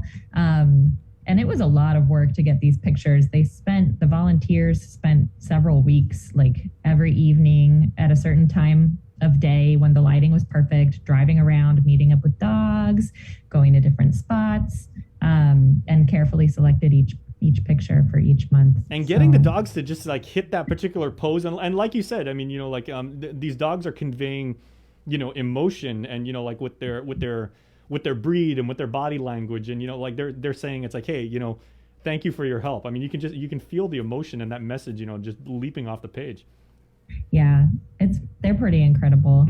I highly recommend getting one or two. Well, we've got your URL up right now, so check them out, everybody. BoonieFlightProject.com/shop. Joe Sir's got the video coming around, and it's not just one particular kind of calendar. You've actually got calendars in a variety of sizes and formats. Yeah, we have a wall calendar, and then we have a desktop calendar also. They're both completely different, so they have different photos in each calendar. Yeah, and they're really nice. And the best part is, all the money goes towards helping the dogs, and helping us fly more out and vet more dogs, get them healthy, get them off the streets and off the island. And you guys actually have a special going on right now, right? Because if people would like to buy, say, like I would like a wall calendar for my apartment, and then I also want like a desk one for my office here at work and everything like that, you guys have a special rate. Yeah. Right now it's $50 for 2 calendars, for one of the small ones and one of the big ones. Okay. Well, admittedly, and this by no means is any of your responsibility, but we know shipping can be like kind of weird these days, and we're 8 days away from Christmas, give or take. Yeah. But how fast can people, if they order today and everything, because these make a fantastic Christmas gift. Right. How fast can they get? Well, we think you could get them between around Christmas and New Year's. So probably not by Christmas. But for Guam orders, we'll have like one of our volunteers is actually ordering them to themselves stateside and bringing them all over. Wow. And meeting up with people who want the calendars. So you don't have to deal with shipping. You don't have to pay extra for shipping if you're on Guam if you don't want to. Because, I mean, technically speaking, they don't really kick in until the 1st of January anyway. Yeah, and so it's you got okay an extra week. Late. Yeah, so that's fine. And we'll be selling them at a couple different locations on island. Southern Mountain Gear is one. And if somebody out there would like us to sell them at your business, let us know. Because we're looking for other places to sell them. Oh, very cool. And what is the best way to get in touch with you if people want to reach out to you, talk about like opportunities or get involved with the project? Oh yeah, our contact info is on the website, BoonieFlightProject.com, or you can email contact@BoonieFlightProject.com. Okay, and I know last time we had you on the show, you were talking about some of the other things you want to do, and you mentioned there's maybe a coffee table book. I love coffee table books, right? I've got like 9 of these like in my apartment, right? I've got one on the greatest Sports Illustrated covers of all time. I've got one, top 50 heavy metal guitarists of all time, because I'm a dork, right? But yeah, so are you still planning on doing like a coffee table book? Because based on the way the calendars came out, I think that's a fantastic idea. I agree. I think it's still on our to-do list. Haven't gotten quite as far along on that as we'd like to at this point, but it'll definitely get done over the next year because we have a lot of beautiful pictures that didn't make it into the calendar that we'd like to put out there. Very nice. Yeah. Okay, and as for the actual mission and everything like that, what have you got coming up as far as what your timeline looks at? Like when is the next flight, and how many dogs are you thinking of sending off on the next one? So lately we've been running around 40 dogs per flight, which is double what we started. Our first flight ever was like 25 dogs. So it's a lot of work. Mm-hmm. We're finally taking a break. We've said we're going to take a break every flight, and we never do, but we're finally taking a break for a few months. And probably February or March, we'll have our next flight. So enjoying the time off for now, because it is a lot of work, from running the dogs to the vet, making sure they're all healthy, finding fosters, finding adopters. Mm-hmm. And then the flight day itself is a very busy day. Mm-hmm. I know when we first had you on, when you first conceived of this project and everything like that, you were mentioning that you were starting to dialogue with like some of the mayors here, because the mayors, always come to us and they're like, man, can we get on the show and can we please talk about, all these animals, running around, stray dogs, stray cats, stray chickens, feral pigs and everything like that. It's a big established problem and everything like that. But given the momentum that you now have and the reputation and the effectiveness that you've been able to achieve, have you had more conversations with the mayors about, getting more help in this, or like what you've been able to pull off? Lately we have not, but we have picked up some puppies and dogs from different mayor's offices around the island and different members of the community. We obviously, people reach out to us a lot asking if we can take in dogs, and we can only take in so many, but we do try to help because I know they're so overwhelmed. One of the things we had talked about way earlier in the year was a spay-neuter clinic and getting a large-scale spay-neuter program for Guam. And we've been lucky enough to get a lot of funding to put towards that through GAIN and the Department of Agriculture. So we're actually helping work on that program, which is supposed to be getting ready to launch early next year. All right. Well, as we wrap up and everything, Joe, can we get that shot of the calendar up one more time? These are just such beautiful images. I can never get enough of these things. I know I'm personally ordering at least 3 of these things. Fantastic gift. So what is one thing that people need to know about what the Boonie Flight Project has been able to do and will continue to do for our community? I think the most important thing to realize that our program has shown is that these dogs are not just pests. They make really great companions. They're not just annoying animals to have around. The adopters go crazy about them. So many of these dogs have their own Instagrams, and there's like all these little Boonie dog clubs kind of scattered around the mainland now. They're really valued and appreciated, and they make really cool dogs. Mm-hmm. So if you've got a few hanging around your house, take good care of them and spay them if you can, because we don't need more. Yeah, and we've been interviewing you for the better part of a year, and we thank you so much for that. But again, you've educated me and our team here that there is a market and there is genuine love for Guam Boonie dogs. If you're like me and you grew up here and everything like that, you're just so used to seeing around, you maybe become like a little insensitive to that. But Boonie dogs, they are loving family members. That they give love, they need love just like everybody else, and they've also got a lot of Guam attitude, as we've said. So they definitely have personality to them. They really do, and that's what sticks out most to the adopters is the dogs. They're really intelligent, they're really loyal, and they've got a heck of a lot of personality. And a lot of the adopters do DNA tests on the dogs to see what breeds they're mixed in. You can order those, and you just take a sample from their saliva and send it off to a lab. Huh. So there's like a 23andMe for dogs? Yeah. I had no idea. Are you serious? Yeah, it's really cool. We've had probably 20 adopters test their dogs at this point. And the interesting thing is they're usually so mixed that the thing can't even decipher different breeds. The dogs have just been mixed and mixed and mixed, every year for who knows how long. So it'll either say super mutt or it'll say village dog. And yeah, they're really their own breed at this point. You know, there are worse things to be in this world than a village dog. That says a lot. And depending, which village you come from, I mean, you carry a lot of history and heritage with you when you do that. So I mean, I would be proud to be labeled as a village dog. Exactly, they're cool. So basically, they're the quintessential Guamanians and everything like that. They've got a really good work ethic. They're incredibly loyal. They're unbelievably loving, and they, if you welcome them into your home, they're going to protect you and give you genuine compassion and just be yours forever. They're really the best. Yeah.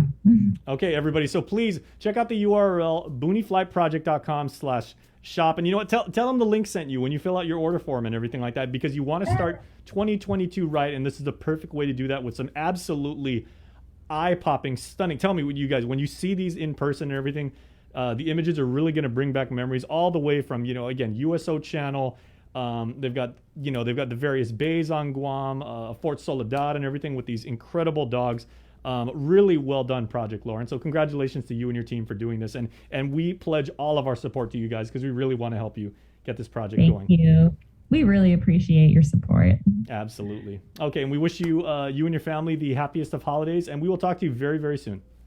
Sounds good. Thank you. Happy holidays. All right, likewise. And so once again, everybody, boonieflyproject.com/shop. The perfect holiday gift. So make sure and go get several. I mean, you're not going to regret your decision and everything. So stay tuned. We got more on the link when we return right after. This season, KUAM Communications is ready to go with more games, more championships, and more sports specials guaranteed to bring out the fan in you. Don't miss a minute of gameplay from NBC on KUAM TV8 or from CBS on KUAM TV11. We're bringing you all the action and excitement brought to you locally by Marianas Irrigation and Landscape and Docomo Pacific.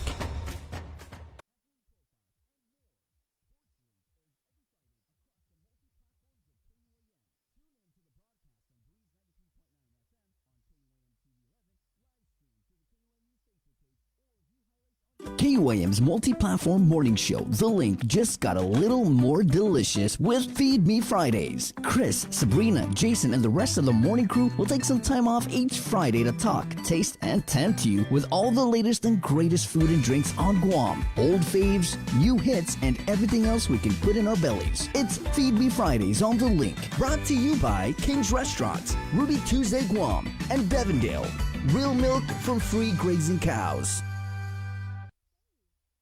Looking for TV schedules, upcoming sports, or special presentations, or what you may have missed over the busy week you had? Well, look no further than KUAM Digital Digest. This weekly emailed newsletter puts all kinds of information in the hands of subscribers each and every week. Just subscribe and we will make sure you keep up with your favorites and stay informed and entertained throughout it all. Go to KUAM.com, click on the newsletter tab, give us your email address, and you are all set. Brought to you in digital partnership with King's Restaurant and Ruby Tuesday Guam. It's the KUAM Digital Digest, your weekly guide to the latest information and best entertainment on the stations and platforms of KUAM. Let's get merry during the most wonderful time of the year by making spirits bright. KUAM Communications and Coast 360 want to highlight your decorations and lights by flooding the social media pages of KUAM with your videos and photos. Finish your holiday setup, snap a few shots or video of your delightful display, and send it to us through social media or email them to promotions@KUAM.com. Check out our posts every Friday or tune in to KUAM News Weekend Edition for a special montage of the submissions certain to be making spirits bright with every broadcast. Warmest holiday wishes from KUAM Communications and Coast 360 Federal Credit Union. Together, we thrive.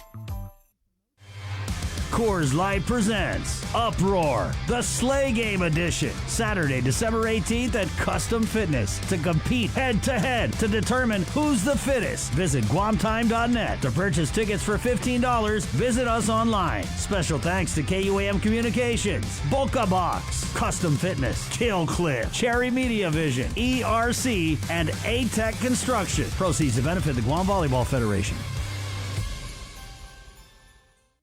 The relationship between Guam and Manila, Philippines is undeniable as we share similar cultural traditions, history, and heritage. With generations of Filipinos calling Guam home, KUAM presents a monthly look at the capital city, featuring in-depth and engaging interviews on everything from medical tourism to new business and government leaders. Veteran newscaster Nestor Lecanto delivers Beyond Our Borders. This special program is brought to you by KFC.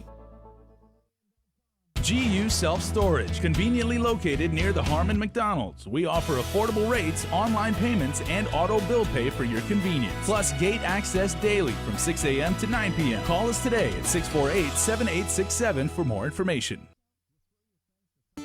Say hello to the First Hawaiian Bank mobile app. Want a better look at your spending?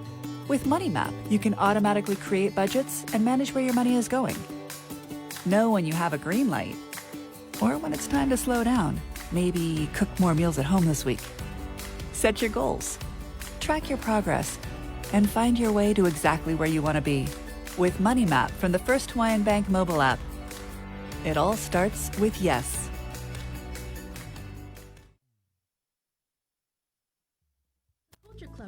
Mariana's Irrigation and Landscape Superstore. Stop on by and visit our showroom today. We offer everyday low prices on all major outdoor power equipment like bush cutter, chainsaw, power washer, generators, and more. Need service, repair, maintenance? Well, check out Guam's best superstore only at Mariana's Irrigation and Landscape, located in Barragata along Army Drive between Submarina and Besta Market. Call 735-7446 for more information. Now shipping to surrounding islands. Mariana's Irrigation and Landscape Superstore.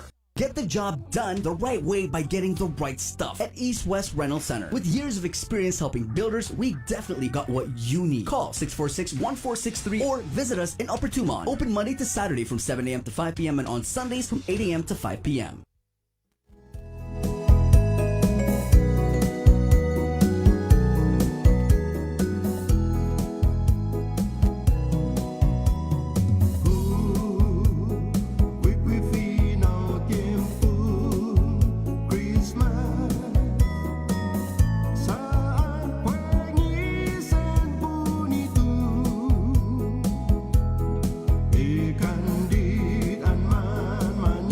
Hey, don't forget to enter at Cowboys.com for the Count on Us for Life giveaway with Cowboys Insurance.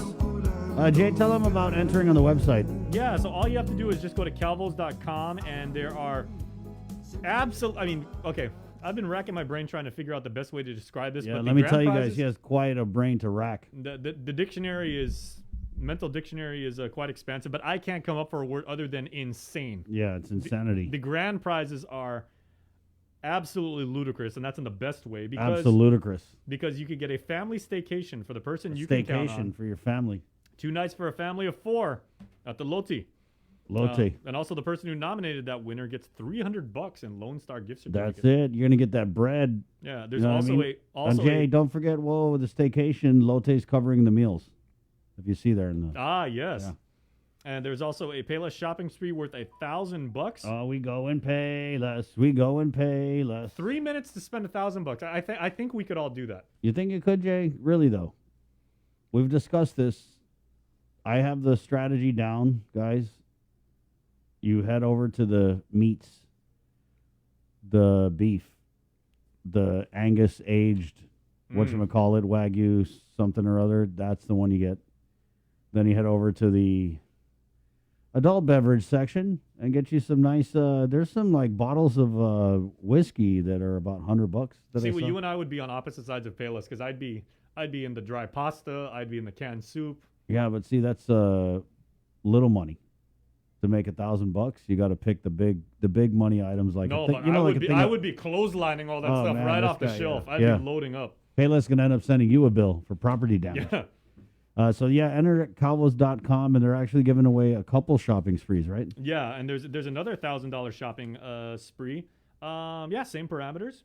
Winner must complete the shopping spree at Payless within 3 minutes and get up to $1,000 worth of items. If Joser had the shopping spree, he'd probably be right behind you in the meat department. Yep. Not going to touch the vegetables. He though. hates vegetables. Yeah. He doesn't hate them. He's actually allergic to every vegetable except rice. 923. So here's what we're doing now. 671 Call now, guys, 637-0094, and tell us who you count on in your life and why. And Jay, what do we have up for grabs today? Okay, we are giving away 3 sets of prizes. The first one is a gift certificate to the Sheraton Laguna Resort. Excuse me. $50 at the Sheraton. And also $25 from Shell. Prize number 2 would be a $25 gift certificate to California Pizza Kitchen and $25 from Shell in gasoline. And then the third prize for the third caller, a gift bag from our friends at Docomo Pacific and also $25 from Shell. Right on, yeah. So 671-637-0094. Go ahead and call now. We'll take a break and get a winner. All you got to do is tell us who you count on in your life and why. It's so easy. Okay, guys, hold on. Callers on the line, hold on, because we do need a few winners. So let's go ahead and go to line 1. Good morning, Link. Who's this? Hi, good morning. My name is Rachel. Hi, Rachel. How are you today? I'm doing great. That's good to hear. What have you done so far this morning? I'm actually getting ready to head out with my friend to do some last-minute Christmas shopping since, Christmas is right around the corner. Yeah, it is. What's the status on your Christmas shopping? Are you just getting started, almost done? Almost done. And how's it been out there? Like, what's your read on the economy, girl? Honestly, I think people are, despite the hard times, people still are trying to bring Christmas joy to their friends and family. So, presents, I feel like there's a lot of stuff in the stores that are going out of stock, or, we're lacking toys, or we're lacking stuff in the grocery stores. But what's nice is that they're able to restock. I go to Ross a lot, and so they're always restocking, which is great. That's right. But it seems like people are still shopping, despite the hard times we've gone through. Yeah, it does. It does seem like when I went to the mall, I was like, "Damn, where are you guys getting your money?" Wow. Maybe it's the child tax credit. Or they save their stimulus and they're spending it now. Wow, that's discipline. So we're doing the Calvas Insurance Count on Us for Life contest, Rachel, and all we need for you to do to win is tell us who you count on in your life and why. Okay, I count on my other half, Joshua. He's always been supportive of me. And, he makes me laugh, and he's my best friend. So whenever I need something, whether, it's something that's important or I just want to talk to him, he's always there for me. So I can always count on him. And this is your boyfriend? Yes, it is. Give us an example, because you just described, like generally what you're supposed to be doing when you're a boyfriend. But what about Josh's performance as your man has set him apart? You know what I mean? You're getting a little spicy there, Chris. No, I don't mean his performance. I just, meant like what is it that really sticks out about him? So with Joshua, I think what sets him apart from everyone else that I've been in a relationship with, we started off as just friends. And so I think that's what makes our relationship very special, and why we've done so successful over the years is because we started to build a friendship first before it bloomed into something romantic. And so just being able to be comfortable around him, I don't feel insecure. I was able to build up my self-confidence with him. So I think that's what really makes our relationship special. Wow. So l'amour. So who friend-zoned who? We were just in the same group of friends, and then it just blossomed into something later on down the line. I'm so curious about this, Rachel. So, like, what moment did it go from, was there like a hangout that you guys had where it's like we're friends, and then maybe there was like an accidental touch of the hand or something, and then that touch lingered? I mean, I don't know. I'm just guessing. He was just a typical Guamanian gentleman and opened the door for you, and you're like, hey, wow. I can get used to this. What was that moment where you said, this could be a more than friends type of thing? It was actually on his 18th birthday. We've known each other since our freshman year, and it wasn't until our senior year that we got into a relationship.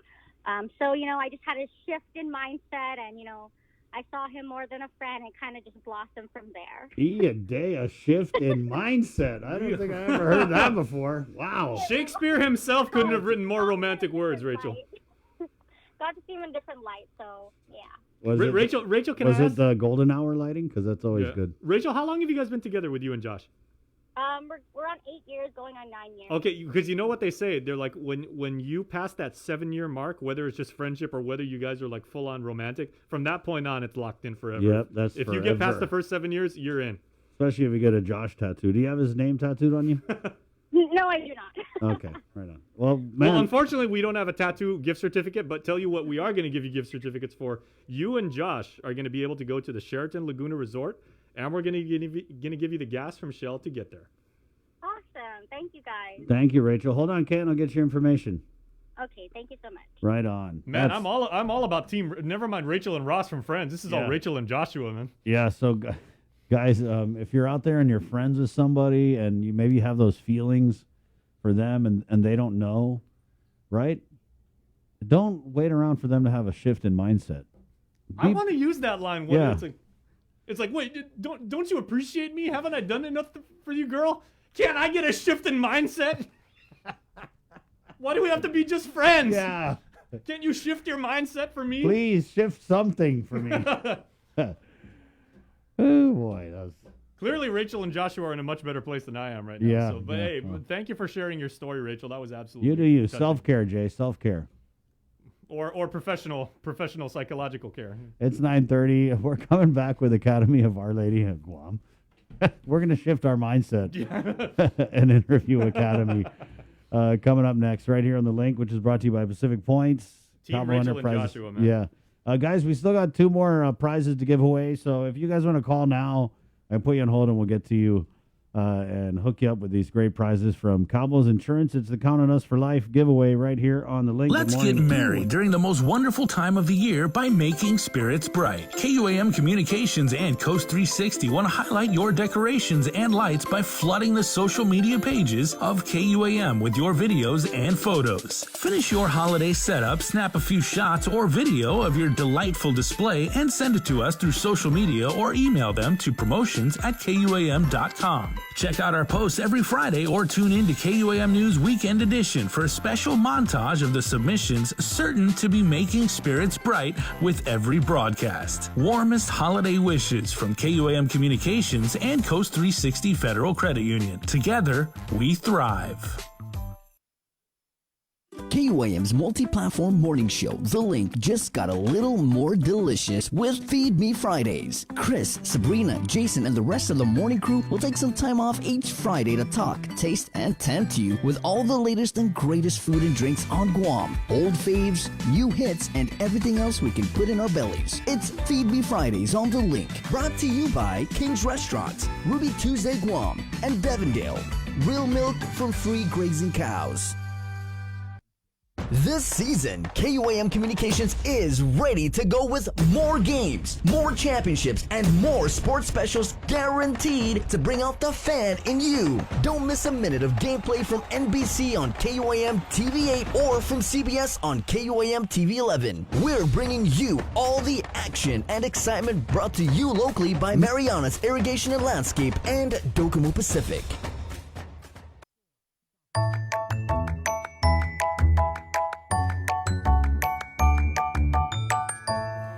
Hafaday. This is Therese Terlahi, Speaker of the 36th Guam Legislature. I ask you on this Giving Tuesday to assist the Ali Women's Shelter and the Ali Children's Shelter with supplies such as hygiene products, diapers, and other necessities. Family violence is the top offense charged on Guam in 2020 and 2021, according to the judiciary of Guam's annual reports.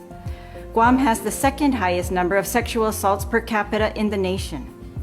And our 2020 statistics indicate that out of 73 sexual assault cases reported, 50 involve minors.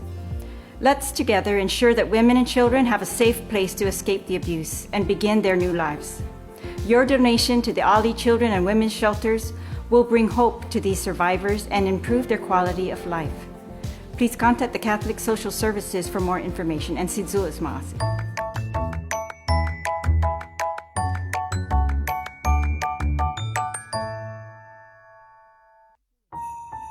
My favorite Christmas memory is kind of bittersweet because my dad was working, but my mom and I decided to still celebrate the holidays, and we did a brunch over at a hotel, and there were a bunch of crab legs. And so we had a whole booth to ourselves. We had the entire table covered with crab legs and shells. It was disgusting, honestly. And we ate so much that when we got home, we felt so sick because we ate so many crab legs, but it was so fun. It was such a great memory that I had with my mom.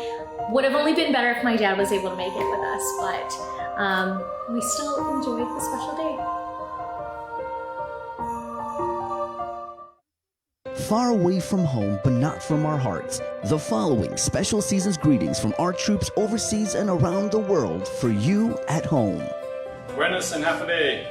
My name is Chief Master Sergeant Daniel Stone, State Command Chief, Guam Air National Guard. I'm Brigadier General Frenchie for Commander of Guam Air National Guard, and we just want to wish you a Merry Christmas, Happy New Year. And we'd also like to extend our gratitude and thanks to our community for their continued support of the Guam Air National Guard. Merry Christmas. Merry Christmas.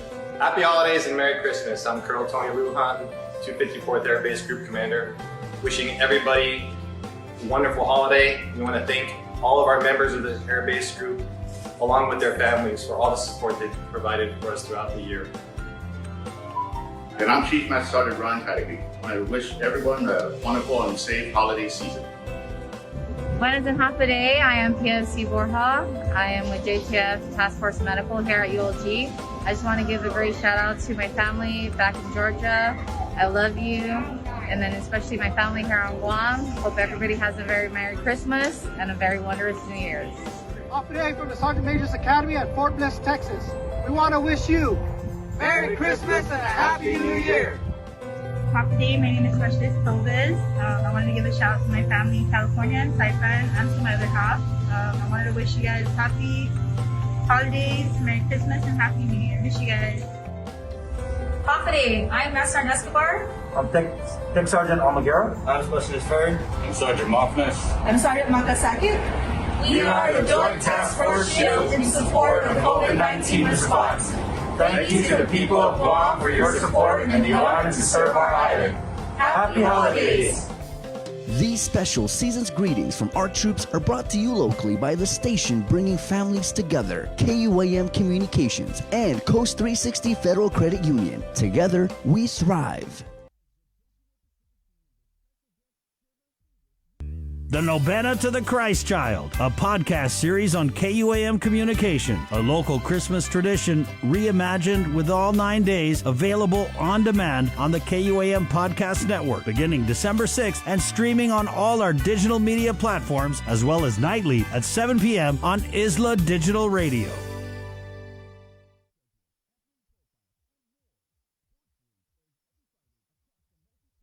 The holidays are here, and you know what that means. Time to gather with family and friends, dress up our homes, and explore the Christmas season in paradise. Why not share these moments for a chance to win $100 in cash? Log on to visitguam.com/Instaguam today to participate in the Guam Visitors Bureau's #Instaguam photo and video contest. A winner will be chosen every week, so share your best holiday moments now and win. Brought to you by GVB, making Guam a better place to live, work, and visit.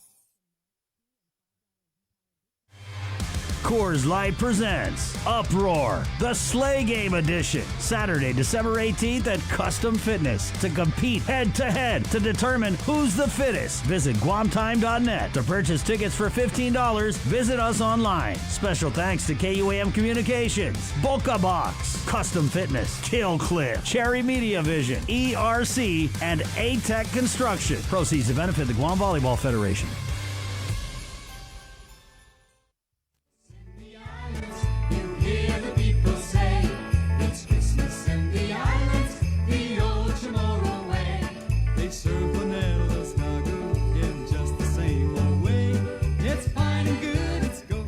If that didn't get you in the holiday spirit, I have something that absolutely will. Everybody, welcome back to The Link. I'm Jason Salas, and we are going to go now live via the magic of Zoom down to one of the oldest and certainly one of the most storied in tradition institutions on the island, the Academy of Our Lady of Guam, because they have three incredible words that basically encapsulate everything about the holiday season. It can provide you guidance and give you like a lot of hope. 3 words: follow the star.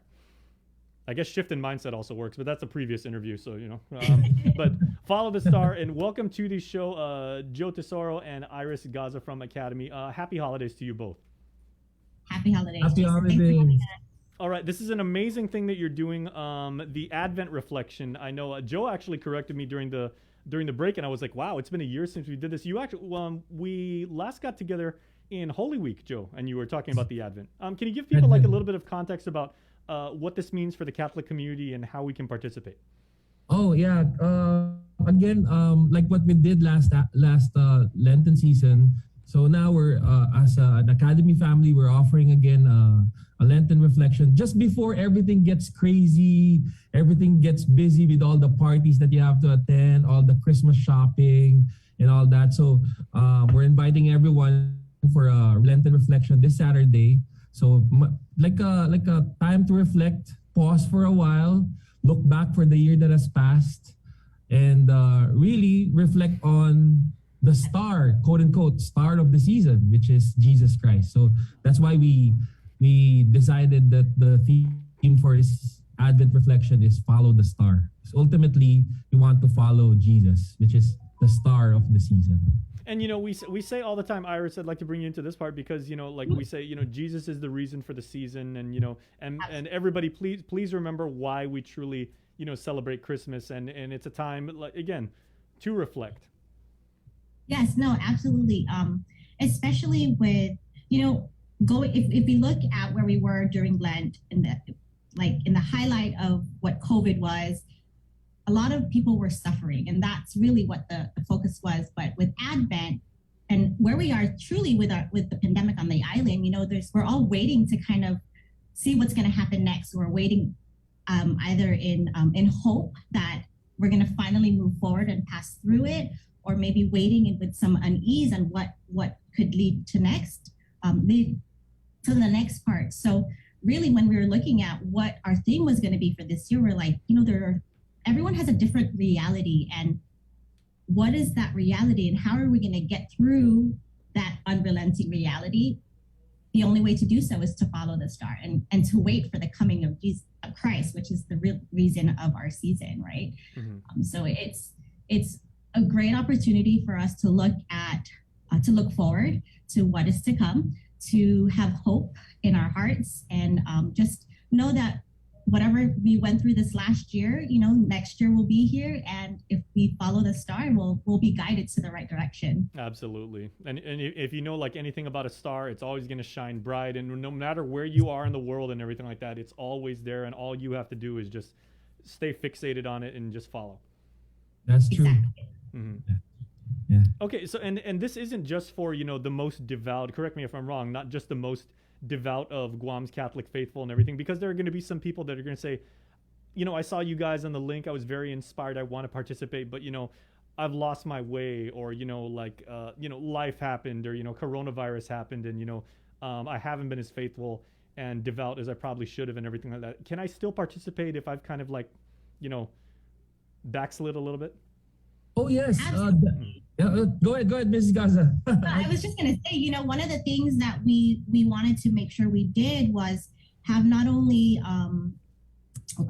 have a priest do one of the talks, but we also have a layperson. One of our alumna, Mary Therese Perez Hattori, who's a graduate of class of 1983.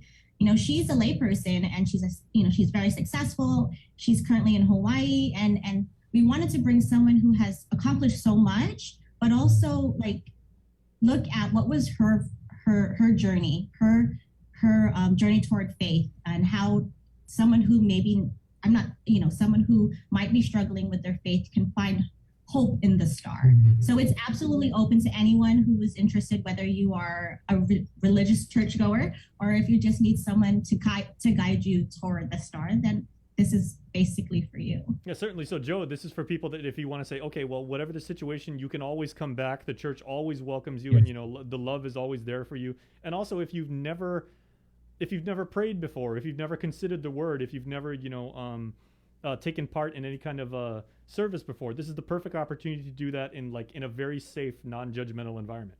That's true. And you can do it at the comforts of your own home, or maybe at the beach.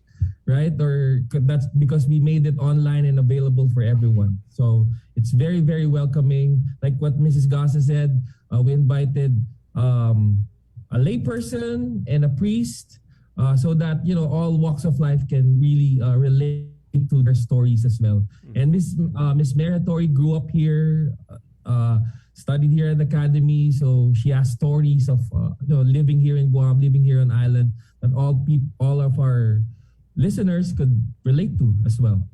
Now, specific to the academy community, because it goes back like so many generations, and as you both said, so many of Guam's prominent women, and so many women who go on to different careers here on the island. They move off, they go worldwide and raise families, pursue other things.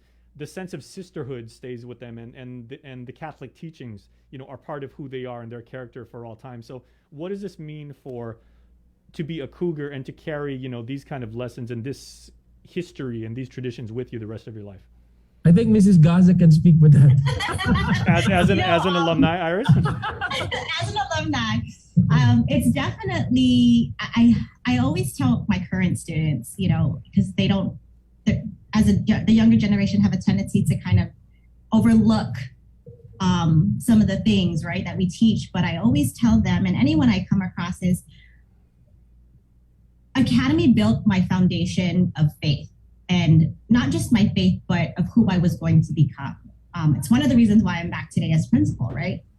It helped me to be stronger, to overcome any challenges I came across as an adult, going through college. All of that was built on the foundation of what I experienced here at the Academy, whether it was our retreats with our classmates or, opportunities like this that were offered by the school for the community. It always came back to, how do I relate to God, and how is my relationship going, or how am I going to grow as a person in that aspect, and so these opportunities, I didn't go to church often when I was in elementary school, middle school, right? It was at the Academy that I was able to grow that, and it has stayed with me since. I'm pretty active at my parish now, and it's because of that foundation that I received here. And so we'd like to share that with the rest of the island and even the world, because again, it is online. So anyone in the States who's listening to your show, and we have a lot of those, the Chamorros who are out there, or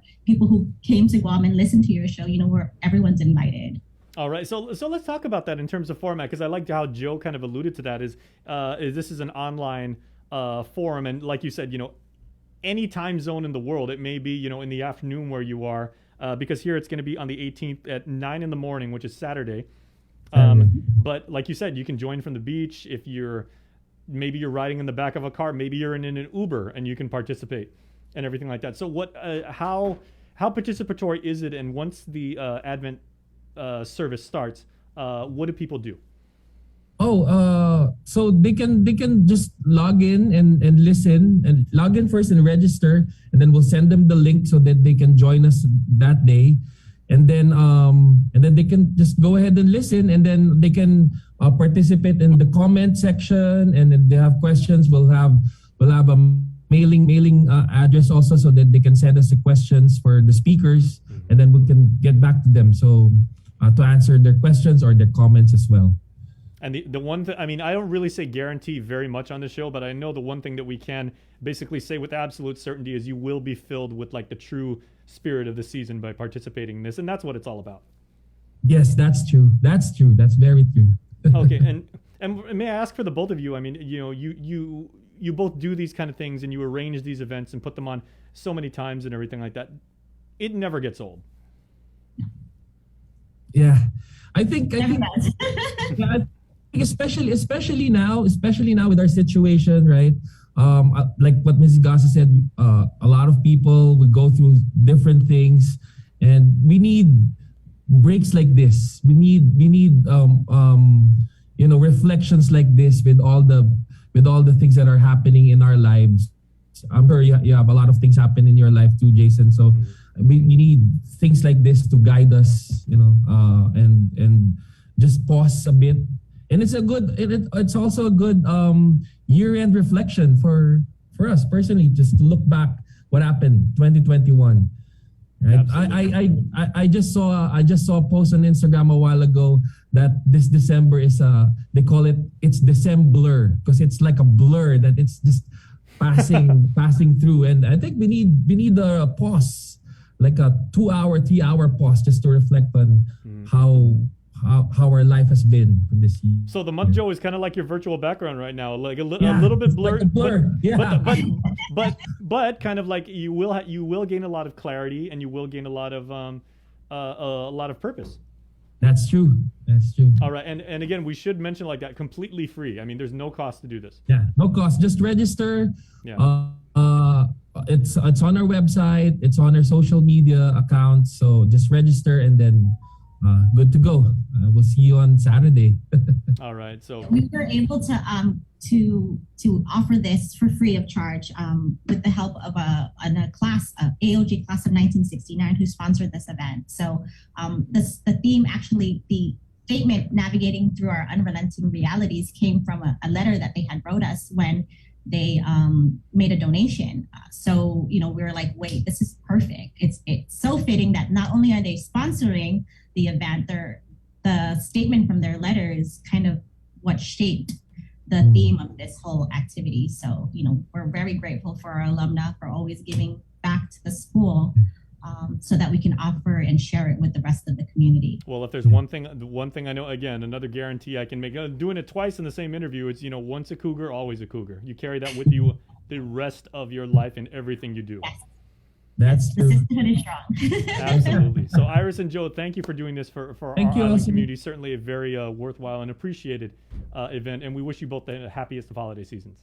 Thank you. so much. Okay, so Right Chris, on. good stuff. Yep, that was great stuff. I got some good stuff too. Let's do Cover Me, which is brought to you by Burger King. We had Rachel on the show just a little bit ago, and she said she was just getting started with her Christmas shopping. Oh, sir, where did I put that folder? Where's that folder at? Sorry. Oh, I got it. Okay, yeah. So Burger King, guys. You know what I would like for a good stocking stuffer when I get my stocking stuffed? I want some Burger King gift certificates. Ooh. Yeah. So that way I can go to Burger King. Burger King, I'm down. I'm so down. The Whopper. You know what I love about the Whopper? It has a little like smoky taste to it, right? You know what I mean? It's flame broiled. I love their chicken tenders too, right? A little bit of black pepper. Have you tried those, sir? So good. There's something about their sweet and sour sauce too. It's got those like the pepper flakes inside. Yeah, You ever see that? yeah, that yeah. really Yeah. makes a difference. Good stuff. So it's sweet and sour and kick. Yep. So give the gift of taste with BK gift certificates available in $20 books. Okay. And while you're there, check out the BK Italian original chicken sandwich. I'm going to try and call Rudy. I was gonna say if you say you're gonna try and get a hold of Rudolph these days might Yes, be like a little bit a little tough. bit busy, yeah. There's Yeah. another creature who has that name. Another creature? You mean a reindeer? Yeah, there you go.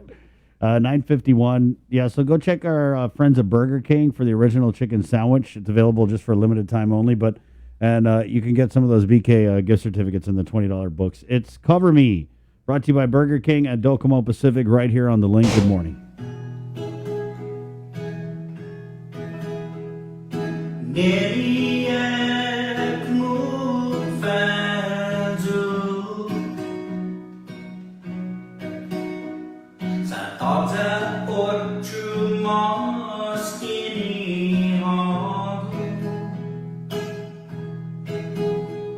Para offer una tendencia y cuentos y corazón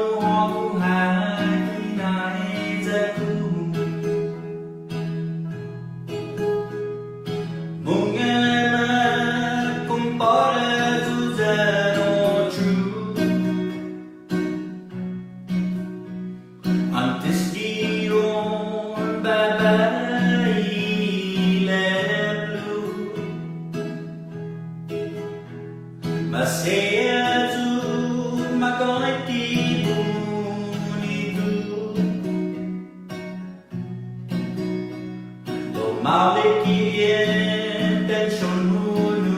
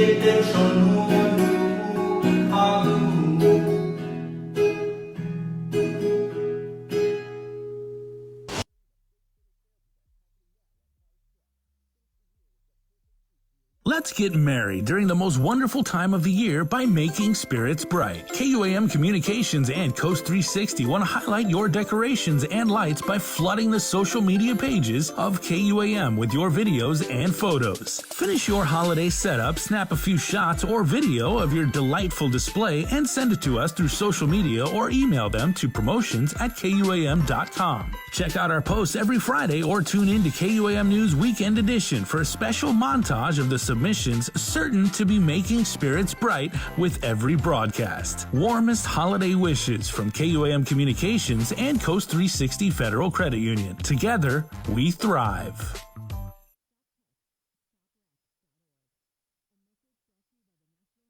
Do you feel like you're missing out on something? Make life more rewarding with Pacific Points.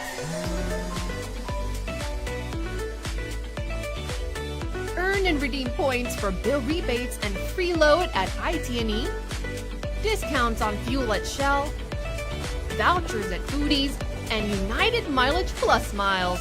You can even pay with Pacific Points at IT&E, Shell, and Foodies. Pacific Points. Do more, get more. Get the job done the right way by getting the right stuff at East West Rental Center. With years of experience helping builders, we definitely got what you need. Call 646-1463 or visit us in Upper Tumon. Open Monday to Saturday from 7 a.m. to 5 p.m. and on Sundays from 8 a.m. to 5 p.m. Mariana's Irrigation and Landscape Superstore. Stop on by and visit our showroom today. We offer everyday low prices on all major outdoor power equipment like bush cutter, chainsaw, power washer, generators, and more. Need service, repair, maintenance? Well, check out Guam's best superstore only at Mariana's Irrigation and Landscape, located in Barragata along Army Drive between Submarina and Besta Market. Call 735-7446 for more information. Now shipping to surrounding islands. Mariana's Irrigation and Landscape Superstore. Say hello to the First Hawaiian Bank mobile app, where you get smart insights into your finances so you can make smart decisions with your money. With a daily personalized feed, you can compare your monthly income to spending. That's better. Discover where your money is actually going. You might be surprised. See what's essential and what isn't. The more you use the app, the smarter it gets. With insights from the First Hawaiian Bank mobile app, it all starts with yes.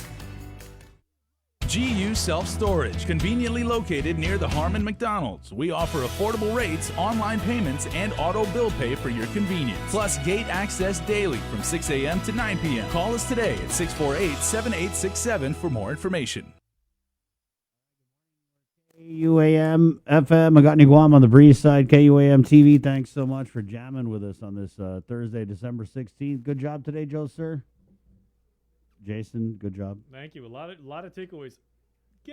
Follow the star, everybody. Aim for a shift in mindset. That's it. The takeaway this morning is shift your mindset. Okay? Happiness, man. That's it. Happiness, man. It's a thing. Right on KUAM TV. My name is Chris. Esta. Adios.